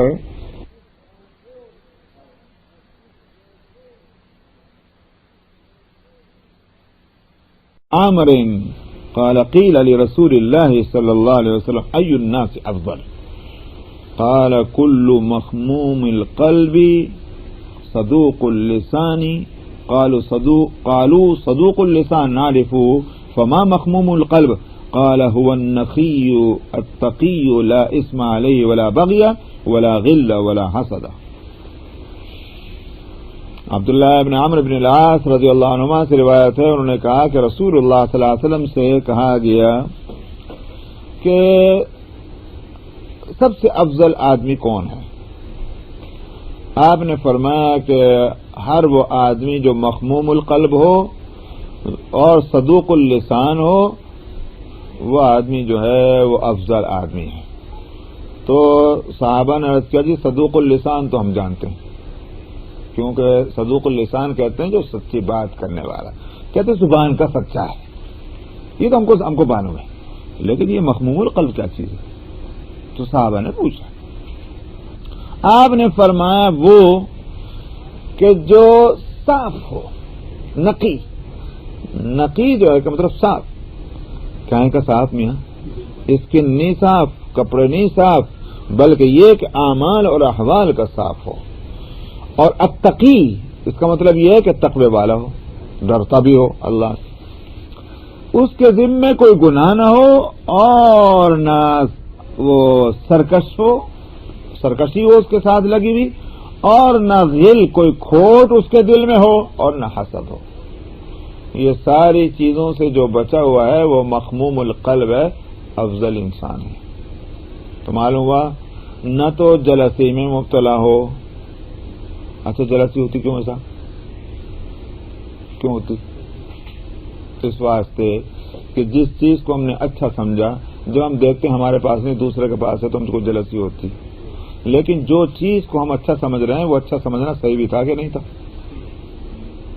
اگر یہ بات سمجھ لی جاتی کہ جس چیز کو ہم اچھا سمجھ رہے ہیں میاں وہ اچھی ہے ہی نہیں، تو جس کے پاس ہوتی پہ کہاں کو چلتے ہم؟ تو معلوم ہوا کہ یہ آدمی ہے ہماری طرح آدمی، مگر اس نے حقیقت کو پا لیا کہ جس چیز کو ہم اچھا سمجھ رہے ہیں اس نے سمجھ لیا یہ اچھی ہے نہیں، تو وہ جلتا ہی نہیں، اس کو جلسی ہوتی نہیں. بات سمجھ آ گئی؟ اسی طرح سے جہاں تک دل میں کھوٹ کا تعلق ہے، یہ بھی ایک بات یہ ہے کہ بھئی کھوٹ کیوں ہوتا ہے؟ من اور تو کا فرق جو ہے یہ اصل میں کھوٹ پیدا کرتا ہے. لیکن اگر یہ مان لیجیے ہم سب ایک ہیں، ایک ہی اصل کے یہ شاخیں ہیں مختلف، تو پھر کھوٹ ہونے کو کوئی معنی نہیں. ہمارے پاس ایک آفیسر آیا تھا، باتیں ہو رہی تھیں امریکن. ہم نے کہا کہ بھئی یہ جو ہے یہ اسکن کا معاملہ بہت دنیا میں آفت ڈھا رہا ہے. اس ملک میں بھی امیگرنٹ تو سبھی ہیں، امیگرنٹس کا ملک ہے نا، ملک ہے یہ سبھی امیگرنٹس، لیکن جو وائٹ اسکن والے ہیں وہ تو اپنے کو سمجھتے ہیں امریکن اور دوسرے بھی ان کو سمجھتے ہیں امریکن، چاہے وہ یورپ سے آئے ہوں چاہے کہیں سے بھی آئے. اور جن کی اسکن وائٹ نہیں ہے وہ چاہے کتنا بھی ٹائم گزر جائے ان کو امریکن نہیں سمجھتے. ہے ہمارے پاس پاسپورٹ ہی رہا امریکن پاسپورٹ، مگر مانتے ہی نہیں امریکن. کیوں؟ ان کی اسکن دوسری ہے. یہ کیا معاملہ ہے؟ تو معلوم ہوا کہ یہ اسکن کی پرابلم جو ہے یہ دماغ اس کے پیچھے ہمارا خراب ہے. میں نے کہا کہ بھئی دیکھیے ایسا ہے کہ انسان میں فرق اسکن کی بنیاد پر کیسے کیا جا رہا ہے. تو میں نے اس سے کہا کہ دیکھو ایک باغیچے میں اگر جاؤ تم، جو گلاب کا روز کا باغیچہ ہے اس میں کچھ پھول گلاب کے سفید ہیں، کچھ جو ہیں وہ پیلے ہیں، کچھ جو ہیں وہ نیلے ہیں، کچھ جو ہیں وہ پنک کلر کے ہیں، کچھ لال کلر کے ہیں. یہ رنگوں کا فرق ہے، مگر گلاب کے سوا بھی کچھ اور ہے. وہ گلاب ہی ہے، سب تو گلاب ہیں. رنگ کے فرق سے یہ نہیں کہیں گے کہ یہ تو گلاب ہے یہ گلاب نہیں، گلاب سب ہیں. انہوں نے کہا آپ نے بالکل ٹھیک بات کہی. میں نے کہا جب سب انسان ہیں تو یہ اسکن کا فرق ایک انسان کو دوسرے سے الگ کیسے کر رہا ہے؟ اسی طرح سے اگر یہ بات معلوم ہو کہ ہم سب جو ہیں ایک ہی طرح کے انسان ہیں، ہماری سب کی اصل ایک ہے، جو نبی کریم صلی اللہ علیہ وسلم نے فرمایا الا کلکم بنو آدم وآدم خلق من تراب. سمجھ میں آیا؟ خوب سن لو، تم سب کے سب آدم کی اولاد ہو، الگ الگ نہیں ہے، سب کی ایک ہی اصل ہے، ایک ہی فرد ہے سب کا. اور آدم مٹی سے پیدا کیا، کہاں پہ کر رہے ہوں یہاں؟ مٹی جس کی اصل ہو، جو پیروں کے نیچے آ رہی، جوتوں کے نیچے روندی جا رہی ہو، وہ جس کی اصل حقیقت وہ ہے، تو کیا کو کرتے ہیں؟ تو یہ آپ نے اسی لیے فرمایا تھا. تو بہرحال حاصل یہ ہوا کہ یہ کھوٹ دل میں اس لیے آتا ہے، اور اللہ کی سرکشی ظاہر ہے کہ جس کو اپنی بندگی کا احساس ہو کہاں سرکش ہوگا. تو یہ آدمی مخموم القلب ہے، تو یہ افضل ترین انسان ہے. بس یہ چاہ رہے ہیں اب یاد رکھ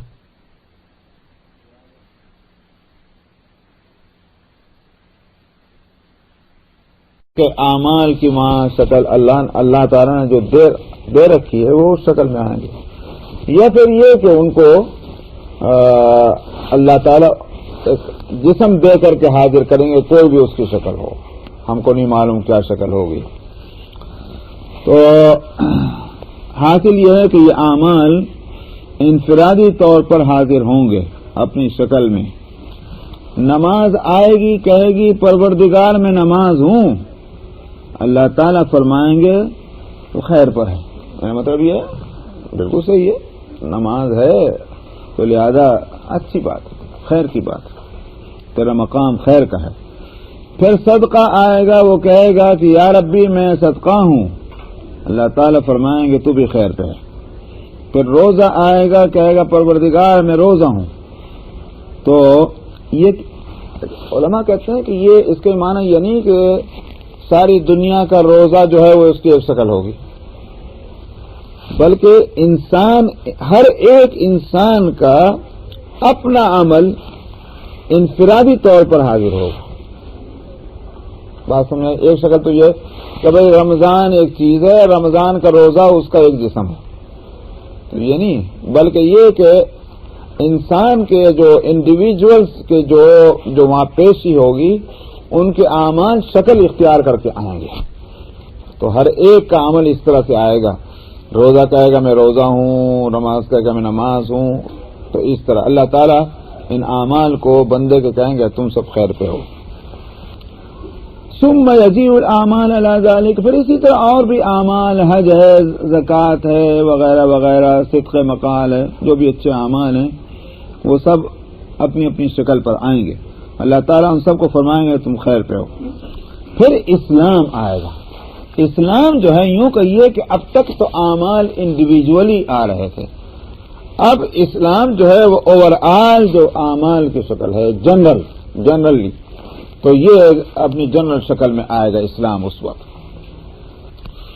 تو وہ کہے گا پروردگار آپ السلام ہیں اور میں اسلام ہوں۔ کیا مطلب؟ الفاظ کے لحاظ سے میرے روٹ ورڈ وہ ہیں جو آپ کی صفت ہیں،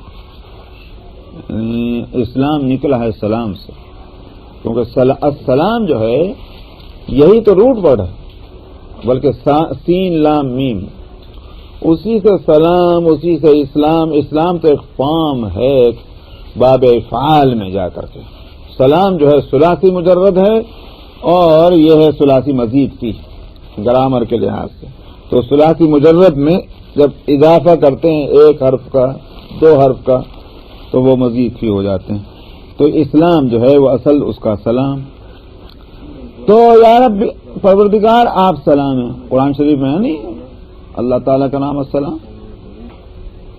واللہ الذی لا الہ الا هو الملک القدوس السلام المؤمن المہیمن۔ السلام اللہ کا نام ہے۔ اسلام کہے گا پروردگار آپ سلام ہیں، میں اسلام ہوں، تو مجھ میں اور آپ میں تو ایک تعلق ہے۔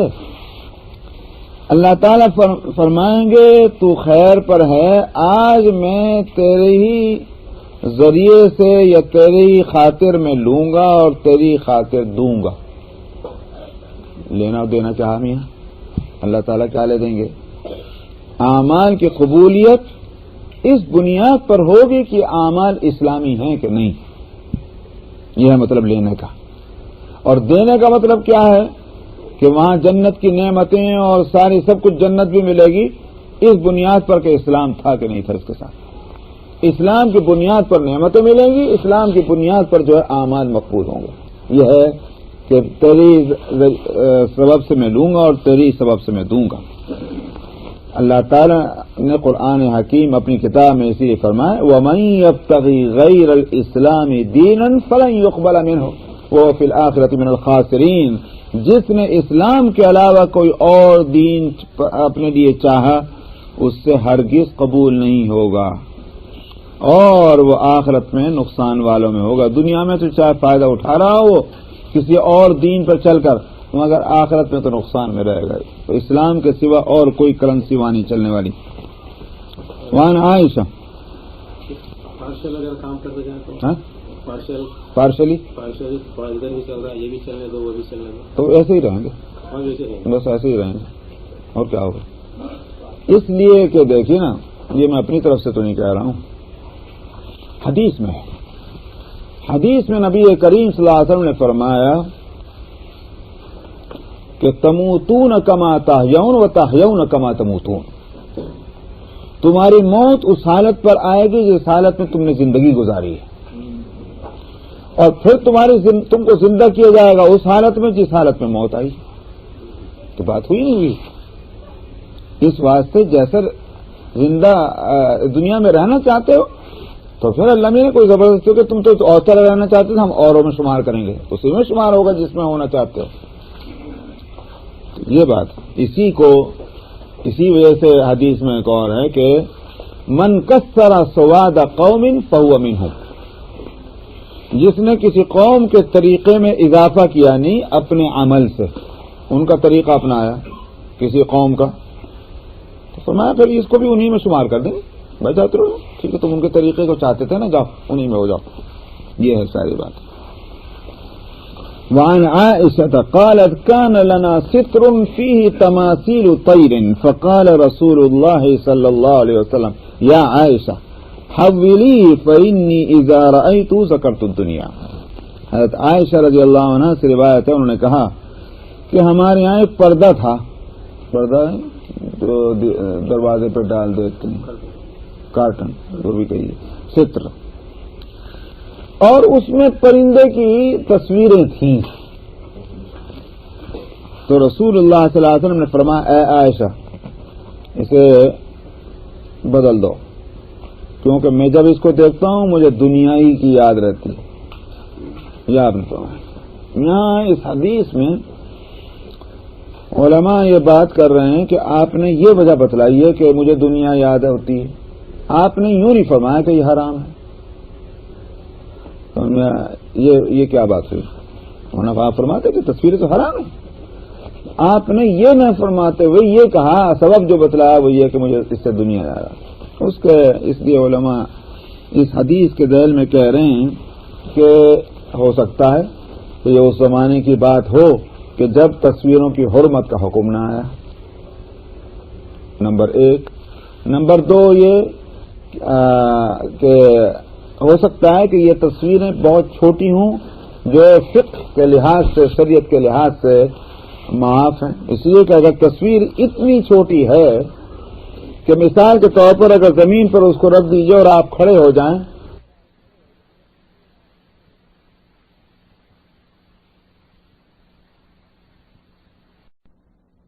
ایسے پردے ڈالنے کا کیا فائدہ جس کو دیکھ کر کے انسان کا ذہن دنیا میں الجھ جائے.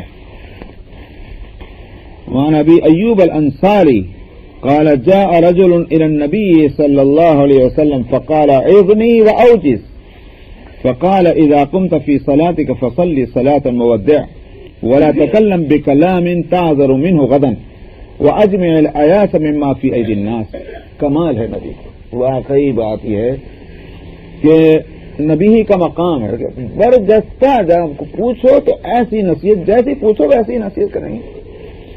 ابو ایوب انصاری رضی اللہ عنہ سے روایت ہے کہ ایک شخص نبی کریم صلی اللہ علیہ وسلم کے پاس حاضر ہوا اور اس نے کہا کہ مجھے نصیحت کر دیجیے اور مختصر.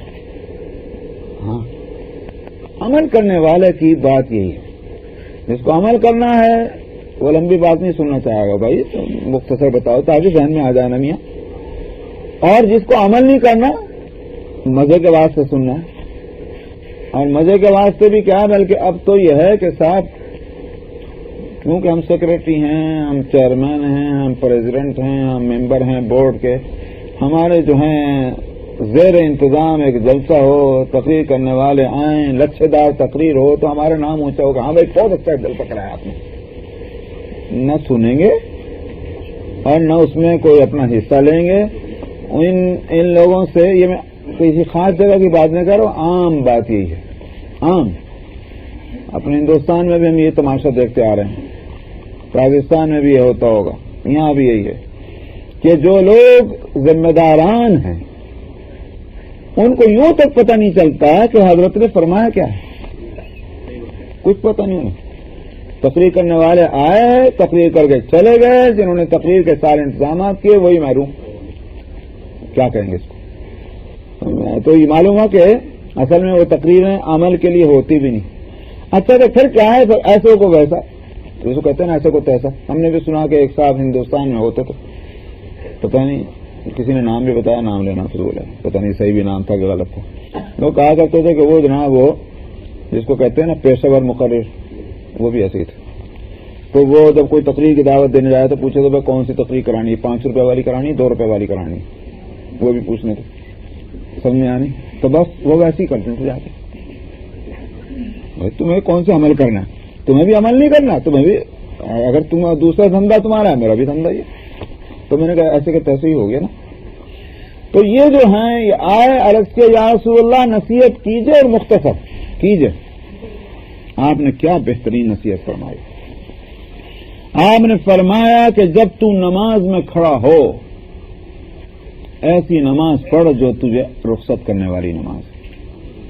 بس کتنی زبردست بات کہی، کیا مطلب بس زندگی کے آخری نماز تو پڑھ رہا ہے، یہ مطلب ہے ایسی نماز پڑھ، اور ایسا کلام نہ منہ سے نکال، ایسی بات کہ پھر کل کو تجھے اس کے لیے معذرت کرنی پڑے۔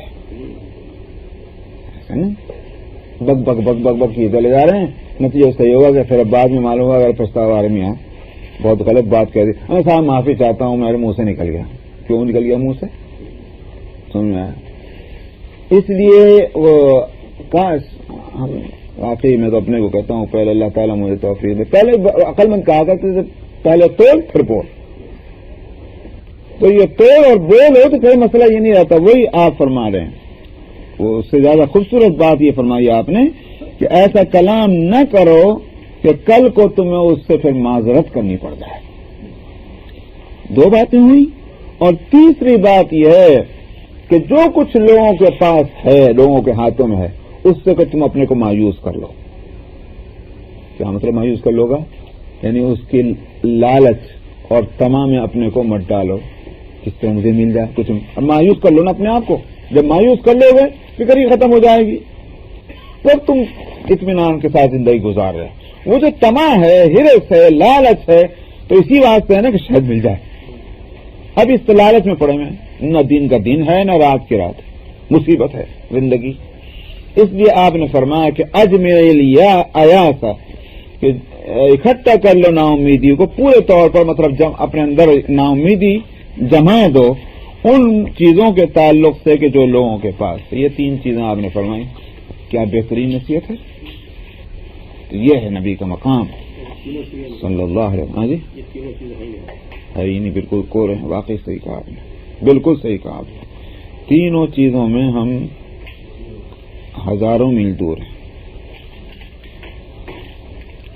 وعن معاذ بن جبل قال لما بعثه رسول الله صلى الله عليه وسلم إلى اليمن خرج معه رسول الله صلى الله عليه وسلم يوصيه ومعاذ راكب ورسول الله صلى الله عليه وسلم يمشي تحت راحلته فلما فرغ قال يا معاذ إنك عسى ألا تلقاني بعد عامي هذا ولعلك أن تمر بمسجدي هذا وقبري فبكى معاذ جشعا لفراق رسول الله صلى الله عليه وسلم ثم التفت فأقبل بوجهه نحو المدينة فقال إن أولى الناس بي المتقون من كانوا وحيث كانوا۔ معاذ بن جبل رضی اللہ عنہ سے روایت ہے کہ انہوں نے کہا کہ جب ان کو رسول اللہ صلی اللہ علیہ وسلم نے یمن کی طرف بھیجا، وہاں کا گورنر حاکم بنا کر، رسول اللہ صلی اللہ علیہ وسلم ان کے ساتھ نکلے، ان کو ہدایات دیتے ہوئے کہ یہ کرنا یہ کرنا، وہ مختلف ہدایتیں ہیں اور مختلف احادیث کے اندر وہ آتی ہیں چیزیں۔ تو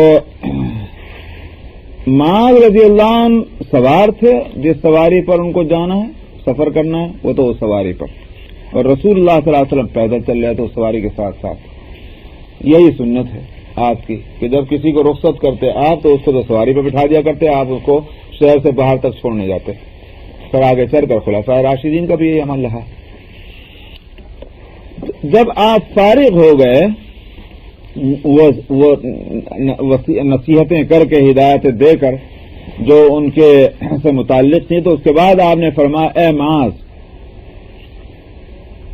امید یہ ہے کہ خیال یہ ہے کہ تم اس سال کے بعد مجھے نہ دیکھو گے، مجھ سے ملاقات نہیں ہوگی، اور شاید تمہارا گزر میری اس مسجد اور میری قبر پہ سے ہوگا۔ تو یہ جب آپ نے فرمایا تو معاذ جو ہے وہ گڑ گڑا کر رونے لگے رسول اللہ صلی اللہ علیہ وسلم کی جدائی کی وجہ سے۔ تو پھر آپ نے ادھر سے منہ موڑ کر کے مدینے کی طرف رخ کیا اور آپ نے فرمایا کہ لوگوں میں مجھ سے سب سے زیادہ قریب جو ہیں وہ متقی ہوں گے، کوئی بھی ہو اور کہیں بھی ہو۔ کیا مطلب یہ کہ اس میں رونے کی بات نہیں ہے، رونے کی ضرورت نہیں ہے۔ جسمانی طور پر اگر ہم دور بھی ہیں تو بھی تو قرب ہے، اور قرب کی صورت وہ یہ ہے کہ تقویٰ ہو بس۔ اب تم کوئی بھی ہو اور کہیں بھی ہو کا مطلب یہی ہے، نہ تو معاذ کی خصوصیت ہے اور نہ یہ کہ یمن اور مدینے کی دوری کا کوئی مسئلہ ہے، نہ زمان نہ مکان، بس مجھ سے زیادہ قریب لوگوں میں وہی ہیں جو متقی ہوں گے۔ چلیے سوال 321 حدیث نمبر 4998 4998 بسم اللہ الرحمن الرحیم وعن ابن مسعود قال تلا رسول اللہ صلی اللہ علیہ وسلم فمن يريد الله أن يهديه يشرح صدره للإسلام فقال رسول الله صلى الله عليه وسلم إن النور إذا دخل الصدر انفسح فقيل يا رسول الله هل لتلك من علم يعرف به قال نعم التجافي من دار الغرور والإنابة إلى دار الخلود والاستعداد للموت قبل نزوله۔ ابن مسعود رضی اللہ عنہ سے روایت ہے، انہوں نے کہا کہ رسول اللہ صلی اللہ علیہ وسلم نے قرآن شریف کی آیت تلاوت فرمائی فمن یرید اللہ ان یہدیہ یشرح صدرہ للاسلام، اللہ جس کو ہدایت دینے کا ارادہ فرماتے ہیں اس کا سینہ اسلام کے لیے کھول دیتے ہیں۔ تو سینہ کھول دینے کے معنی تو یہی لیے جائیں گے کہ جو تنگی ہوتی ہے دل میں کسی بات کے قبول کرنے کی، وہ تنگی ختم ہو جاتی اور اسلام وہ اس کے لیے قبول کرنا آسان ہو جاتا ہے۔ یہ ہے یشرح صدرہ الاسلام، اللہ نے ہدایت دی تو اس کا سینہ اسلام قبول کرنے کے لیے کھل گیا۔ یہ تو ہے ترجمہ اور اس آیت کا۔ رسول اللہ صلی اللہ علیہ وسلم نے یہ آیت تلاوت فرمایا کہ نور جب سینے میں داخل ہوتا ہے تو وہ پھیل جاتا ہے، یہ آپ نے فرمایا۔ انفساح کا مطلب پھیل جانا، کھل جانا۔ تو عرض کیا گیا یا رسول اللہ اس کی کوئی علامت ہے کہ جس سے سمجھا جائے کہ نور اب سینے میں ہے اور وہ پھیل رہا ہے، اس کی کوئی علامت آپ نے جو یہ ارشاد فرمایا؟ آپ نے فرمایا ہاں، علامت کیا ہے؟ التجافی من دار الغرور، دار الغرور جو ہے یہ دنیا کو کہتے ہیں، دھوکے کی دنیا، دھوکے کا گھر۔ اس لیے دھوکے کا گھر ہے کہ یہاں آدمی اس دنیا میں رہ کر کے اور غلط امیدیں قائم کر لیتا ہے، اسی طرح سے سمجھتا ہے سب ٹھیک ہو رہا ہے حالانکہ غلط ہو رہا ہے۔ یہ ہے وہ دھوکہ کا گھر۔ مثلا مسلمان ہیں ہم لوگ، بہت سے کام غلط کرتے رہتے ہیں، ٹھیک ہے اللہ معاف کر دیں گے بھائی، اللہ رحیم، اللہ کریم۔ ابھی بھی تو ایک دھوکہ ہی ہے، اللہ تو کریم ہے، اللہ تو رحیم ہے، مگر اس کا یہ معنی تھوڑی کہ کرتے رہو گڑبڑ ہے، اس کا یہ معنی نہیں، بلکہ یہ کہ جب رحیم ہے کریم ہے تو اور بچنا چاہیے۔ ہاں اگر ہو جائے تو پھر توبہ مانگنی چاہیے، توبہ مانگنے سے نہیں روکے کہ صاحب اب کس طرح سے توبہ سے کوئی فائدہ نہیں ہوگا، نہیں توبہ مانگنی چاہیے صحیح معنی میں، اور کرنے سے پہلے اس سے بچنے کی کوشش ہونی چاہیے. تو یہ ایک دھوکہ ہوا. اسی طرح سے بہت سے کام غلط کرتا رہتا ہے آدمی، وہ سمجھتا ہے کہ یہ سب صحیح ہے، تو یہ شیطان دھوکے میں ڈالتا ہے. اس لیے اس کو دار الغرور کہتے ہیں. التجافی من دار الغرور کا مطلب یہ ہوا کہ اس دھوکے کا گھر جو ہے دنیا اس سے تو دور ہوں. والاناب الى دار الخلود، اور ہمیشہ رہنے والا گھر یعنی آخرت، اس کی طرف رجوع ہو، اور موت کے آنے سے پہلے اس کی تیاری ہو. یہ تین باتیں ہیں. یہ تین باتیں جب پائی جائیں تو سمجھنا چاہیے کہ یہ اس کے سینے میں، اس کے اندر جو ہے وہ نور ہدایت وہ پھیل گیا ہے. وعن ابی ہریرہ وابی خلاد ان رسول اللہ صلی اللہ علیہ وسلم قال اذا رأيتم العبد يعطى زهدا في الدنيا وقلة منطق فاقتربوا منه فإنه يلقى الحكمة. ابو ہریرہ اور ابو خلاد رضی اللہ عنہما سے روایت ہے کہ رسول اللہ صلی اللہ علیہ وسلم نے فرمایا، جب تم کسی بندے کو دیکھو کہ دنیا کے معاملات میں تو اسے زہد عطا ہوا اور قلت منطق یعنی کم گو ہوئی، جس کو کہتے ہیں نا بات کم کرنا، ہر وقت بک بک نہیں کرتے بلکہ ضرورت کے مطابق بولتے ہیں، یہ ہے قلت منطق. تو اس سے قریب ہو جاؤ، کیونکہ اسے حکمت اس پر القاء کی گئی ہے. یہ حکمت کا اثر یہ ہے کہ دنیا کی چیزوں میں تو وہ زہد اس کو حاصل ہو گیا اور بے ضرورت بات نہیں کرتا بلکہ زیادہ تر تو خاموش رہتا ہے. خاموشی جو ہے یہ حکمت کی علامت ہے. تو دنیا میں زہد کا مطلب یہ نہیں ہے کہ صاحب لنگوٹی باندھ کے بیٹھ گئے، بلکہ حاصل یہ ہے کہ دنیا کی چیزوں میں اپنے آپ کو محو نہیں کرتا، اپنے کو اتنا نہیں کھپائے ہوئے ہے کہ بس وہی دن اور رات کی فکر ہو ہر وقت. یہ نہیں، بلکہ یہ کہ زیادہ ہے تو بھی ٹھیک اور کم ہے تو ٹھیک، اس کی زیادہ فکر نہیں ہے، بقدر ضرورت فکر کرے. اصل فکر جو ہے وہ ہونی چاہیے اپنی آخرت کی. باب فضل الفقراء وما كان من عيش النبي صلی اللہ علیہ وسلم. اس باب کے اندر فقراء کی فضیلت اور نبی کریم صلی اللہ علیہ وسلم کی جو زندگی تھی وہ کیسی تھی اس کا ذکر آتا ہے. الفصل الاول عن ابی ہریرہ قال قال رسول اللہ صلی اللہ علیہ وسلم رب اشعث مدفوع بالابواب لو اقسم علی اللہ لا برہ. ابو ہریرہ رضی اللہ عنہ سے روایت انہوں نے کہا کہ رسول اللہ صلی اللہ علیہ وسلم نے فرمایا، کتنے ہی بکھرے ہوئے بال والے اور جن کو دروازوں سے دھکے دے دیے گئے ہوں، یعنی ان کی ظاہری حالت ایسی ہے کوئی اندر آنے دینے کو تیار نہیں، سوٹ بوٹ پہنے ہوئے ہوں تو آئیے آئیے آئیے خوب ویلکم، اور چونکہ ان کی حالت ویسے ہے نہیں تو کوئی اندر آنے نہیں دیتا، بیٹھنے نہیں دیتا مجلس کے اندر کسی اجتماع میں. جیسے شیخ سعدی علیہ الرحمہ نے لکھا ہے کہ وہ چونکہ ٹریول کرتے تھے زیادہ تو وہ کسی شہر میں پہنچے، وہاں کے امیر کی طرف سے دعوت عام اتفاق سے ہوئی. اب بیچارے رات دن کا سفر کرنے والے کہاں سے اتنے کپڑے لتے لے کے پھر ہوں گے کہ روز نئے نئے جوڑے پہن رہے مسافر آدمی، تو اس بات سے ظاہر ہے کہ وہ صاف ستھرے نہیں تھے. اب یہ بھی پہنچ گیا، بھائی میں بھی تو شہر میں ہوں، جب شہر میں سب کی دعوت ہے تو یہ بھی پہنچ گئی. اب جب جائیں تو ہٹی ہٹی ابھی ہٹی ہٹی ہٹی ہٹی اور دوسروں کو آنے جو آ رہے ہیں بنٹھن کے ان کو آنے دے رہا ہے، ان کو نہیں آنے دیتے. انہوں نے جب تک کے کھا لیے تو آخر یہ بھی گئے اور جا کر کے وہاں بازار میں جا کے کرایہ کے جو ہے لباس پوشاک لیے خریدا، وہ یہ کرایہ پر لیا. جیسے ہوتا ہے نا یہاں بھی آپ کو بہت سے وہ ملتے ہیں، کیا کہتے ہیں اسے،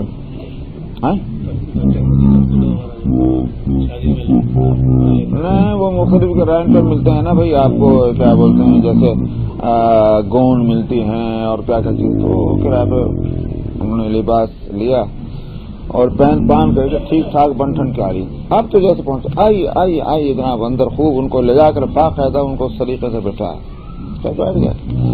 اب صاحب وہ کھانا جو ہے وہ جب آیا سامنے پلیٹوں میں لگا، وہ کھانا لے کر اپنے کپڑوں میں جیبوں میں ڈالنے لگے، چمچے بھی ڈالنے لگے، وہ سب جو کچھ تھا. انہوں نے کہا یہ کیا کر رہے تھے؟ انہوں نے کہا میں اپنے کپڑوں کھلا رہا ہوں. کپڑوں کھلا رہے؟ یہ کیسے پاگل آدمی، کون آ گیا اتنا سے؟ انہوں نے کہا پاگل پن کیا بات ہے بھائی، جس کو تم نے بلایا اسی کو میں کھلا رہا ہوں، کیا مطلب؟ تو اب انہوں نے بتایا کہ میں اگر مجھے کھلانا ہوتا تو میں تو پہلے بھی آیا تھا، تم نے مجھے دھکے بدلے کے باہر نکال دیا. اب میں کپڑے لے کر آیا ہوں تو تم مجھے اندر آنے دے، معلوم وہ کپڑوں کی دعوت ہے، آدمیوں کی نہیں، تو میں کپڑوں کو کھلا رہا ہوں. کہنے معاف کر دیجیے، معاف کر دیجیے، اچھی بات ہے، غلطی ہو گئی. تو اس طرح انہوں نے اصلاح کی.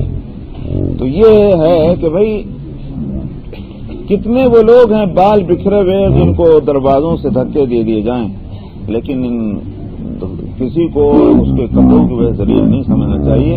فرمایا ایسا ہو سکتا ہے کہ یہ ان کی حالت اللہ کے یہاں یہ ہو، ان کا مقام، کہ اگر اللہ کے تعلق سے کوئی قسم کھا کر کوئی بات کہہ دیں یہ ہوگا، اللہ پہ ان کی قسم پوری کر دیں. ایسا ہوتا ہے، اگر یہ کہہ دیں گے یہ ہوگا بس، اب اللہ میں ابھی لاز رکھتے ہیں تو ٹھیک ہے، ہمارے بندے نے ایک بات کہی تو پوری کرنی ہے. یہ ان کا مقام اللہ کے یہاں ہو سکتا ہے. وعن مصعب بن سعد قال رأى سعد أن له فضلا على من دونه فقال رسول الله صلى الله عليه وسلم هل تنصرون وترزقون إلا بدعائكم. ہمارے یہاں بزرگوں میں ایک کا میں نے ذکر سنا ہے کہ صاحب وہ ایک ان کا کوئی مرید تھا، معتقد تھا، جو بھی تھا، جو بھی ہوگا پتہ نہیں، وہ کہیں کسی مقدمے میں کیس میں ماخوذ تھا، وہ کیس چل رہا تھا، اور جب چاہ آیا تھا جی دعا کر دیجیے، میرا کیس ہے، دعا کر دیجیے. ہاں بھائی دعا کر رہے جاؤ. اور وہ کیس برابر چلتا رہا یہاں تک کہ یہ ہوا کہ اس کے خلاف اب جو ہے اس کو ایسا کیس رہا ہوگا کہ بہت ہی سخت سزا ملنے والی تھی. تو جو فیصلے والے دن جو ہے وہ کورٹ میں جانے سے پہلے آئی ہے کہ جی مجھے تو وکیلوں نے بتا دیا آج فیصلہ میرے خلاف ہونے جا رہا ہے. سرکار میں تو اتنی مرتبہ آپ کی خدمت میں آیا، دعا کری، میں نے کہا بس میں کورٹ میں جانے سے پہلے میں نے کہا پھر میں آپ کی خدمت میں آ جاؤں، اور میں جا رہا ہوں. کبھی کب ہے ان کا بس میں جا رہا ہوں، ایسا میری پہلی پیش. تو تصویر پڑھتے ہوئے انہوں نے پٹخ دی اور کہا کہ پھر میں بھی تصویر جب ہی اٹھاؤں گا جب یہ بری ہو گئی. چلو جا بھی نہ جا. وہاں سے کیا کورٹ میں پتہ نہیں کیا قصہ ہوا، کس طرح ہوا، اور جناب وہ فیصلہ جو ہونے جا رہا تھا وہ لوٹ گیا فیصلہ. جب آ رہی وہاں سے ٹھیک ٹھاک مٹھائیاں لے کر کے، تو پتہ کچھ چلتا تھوڑا ہی ہے، کدھر کو گاڑی جا رہی کدھر کو مڑ گئی. تو اللہ تعالیٰ کے اختیار ہے. وعن مصعب بن سعد قال رأى سعد أن له فضلا على من دونه فقال رسول الله صلى الله عليه وسلم هل تنصرون وترزقون إلا بدعافائكم. سعد ابن معاذ رضی اللہ عنہ ہوں گے، مصعب ابن سعد ابن ابی وقاص، تو سعد ابن ابی وقاص ہیں.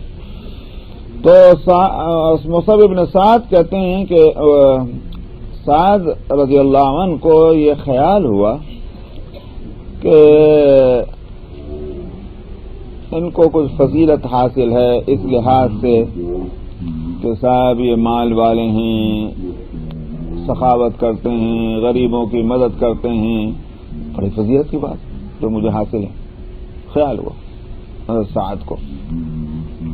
رسول اللہ صلی اللہ علیہ وسلم کو اس کا احساس ہوا کہ سعد جو ہیں وہ اس خیال میں آ گئے ہیں کہ صاحب میں چونکہ مال والا ہوں اور میں لوگوں کو خوب مدد کرتا ہوں، خرچ کرتا ہوں، اس طرح کہ مجھے ایک فضیلت یہ حاصل ہو گئی. رسول اللہ صلی اللہ علیہ وسلم نے فرمایا کہ تمہاری جو کچھ مدد ہوتی ہے اور جو کچھ تم کو دیا جاتا ہے وہ انہی ضعیفوں فقیروں کی وجہ سے تو ملتا ہے. کیا سمجھ رہے ہو؟ عبداللہ بن مبارک کے بارے میں لکھا ہے، بڑے محدث، بڑے فقیہ، زبردست علماء میں ہیں. تو ان کے پاس مال بھی بہت تھا، بزنس ہوتا تھا تو مال اس کو بزنس کی وجہ سے آتا تھا. تو حبیب اعظمی، فضیل ابن عیاض، اس زمانے کے جو یہ مست لوگ تھے اور عبادتوں میں لگے رہتے تھے، نہ کمانا نہ کچھ، تو یہ ان کے پاس اپنا دوسرے تیسرے مہینے گئے لے جا کے دے دیا، انہوں نے بھی جو اس روز کھانا ہوا کھا دیا، باقی اوروں کو لوٹا دیا، یہ ان کا تو لوگوں کو طریقہ تھا۔ تو یہ عبداللہ بن مبارک ایک روز حبیب اعظمی کے پاس پہنچے اور ساز و سامان لے کر پہنچے اور جا کر کہا کہ بھئی اگر آپ لوگ نہ، انہوں نے انکار کیا، انہوں نے کہا لے لیں اس واسطے کہ یہ تو میں جو کچھ بھی یہ میری آمدنی ہے اور جو کچھ میں بزنس کرتا ہوں یہ تو آپ ہی لوگوں کے کھاتے، آپ نہ ہوتے تو مجھے کیا ضرورت پڑے گی کہ میں ادھر توجہ کرتا ہوں، تو آپ کی وجہ سے کرتا ہوں۔ تو یہ بات جو ہے وہ یہ کہ جو کمیونٹی کے کمزور افراد ہیں اللہ تعالیٰ ان کی برکت سے ان لوگوں کو دے رہے ہیں کہ جو ان پر خرچ کرتے ہیں۔ تو اس لیے انسان کو مغرور نہیں ہونا چاہیے، یہ بھی اللہ کی توفیق کی بات ہے کہ اللہ نے دیا بھی اور دے کر کے پھر اس کے خرچ کرنے کا بھی سلیقہ عطا فرما دیا۔ وعن اسامة بن زید قال قال رسول اللہ صلی اللہ علیہ وسلم قمت على باب الجنة فكان عامة من دخلها المساكين واصحاب الجد محبوسون غير أن أصحاب النار قد أمر بهم إلى النار وقمت على باب النار فإذا عامة من دخل النساء۔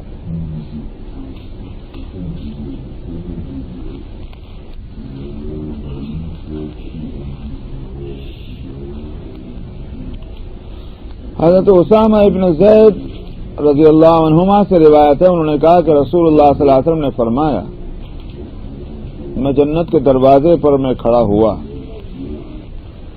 یہ تو شب معراج کا قصہ ہے، اور یا پھر خواب میں آپ نے ایسے دیکھا ہوگا، جبکہ نبی کا خواب عام لوگوں کے خواب کی طرح تو ہوتا نہیں، وہ بھی ایک حقیقت ہوتی ہے۔ آپ نے فرمایا میں جنت کے دروازے پر میں کھڑا ہوا، مطلب یہ کہ آپ نے جنت دیکھی، تو عام طور جو اس میں داخل ہونے والے عام طور پر جو لوگ تھے وہ تھے مساکین، ان میں اکثریت جنت میں جو لوگ تھے اکثریت ان میں مساکین کی تھی، یعنی غریبوں کی، مسکینوں کی، اور جو مال والے تھے وہ روک کر رکھا تھا ان کو باہر، رک جاؤ بھی، وہ بھی وہاں رکے ہوئے ہیں، پہلے داخل ہو گئے وہ فقراء مساکین پہ بھی اپنے آپ کو اللہ سے راضی رکھا ہے، تو پھر اللہ سبحانہ و تعالیٰ ان کو کیسے جنت میں پہلے نہیں بھیجیں گے؟ اس لیے ان کو پہلے بھیج دیا جائے گا کہ تم تو پہلے جاؤ، جو مال والے ہیں انہوں نے تو دنیا میں اس کا مزہ لے ہی لیا ہے۔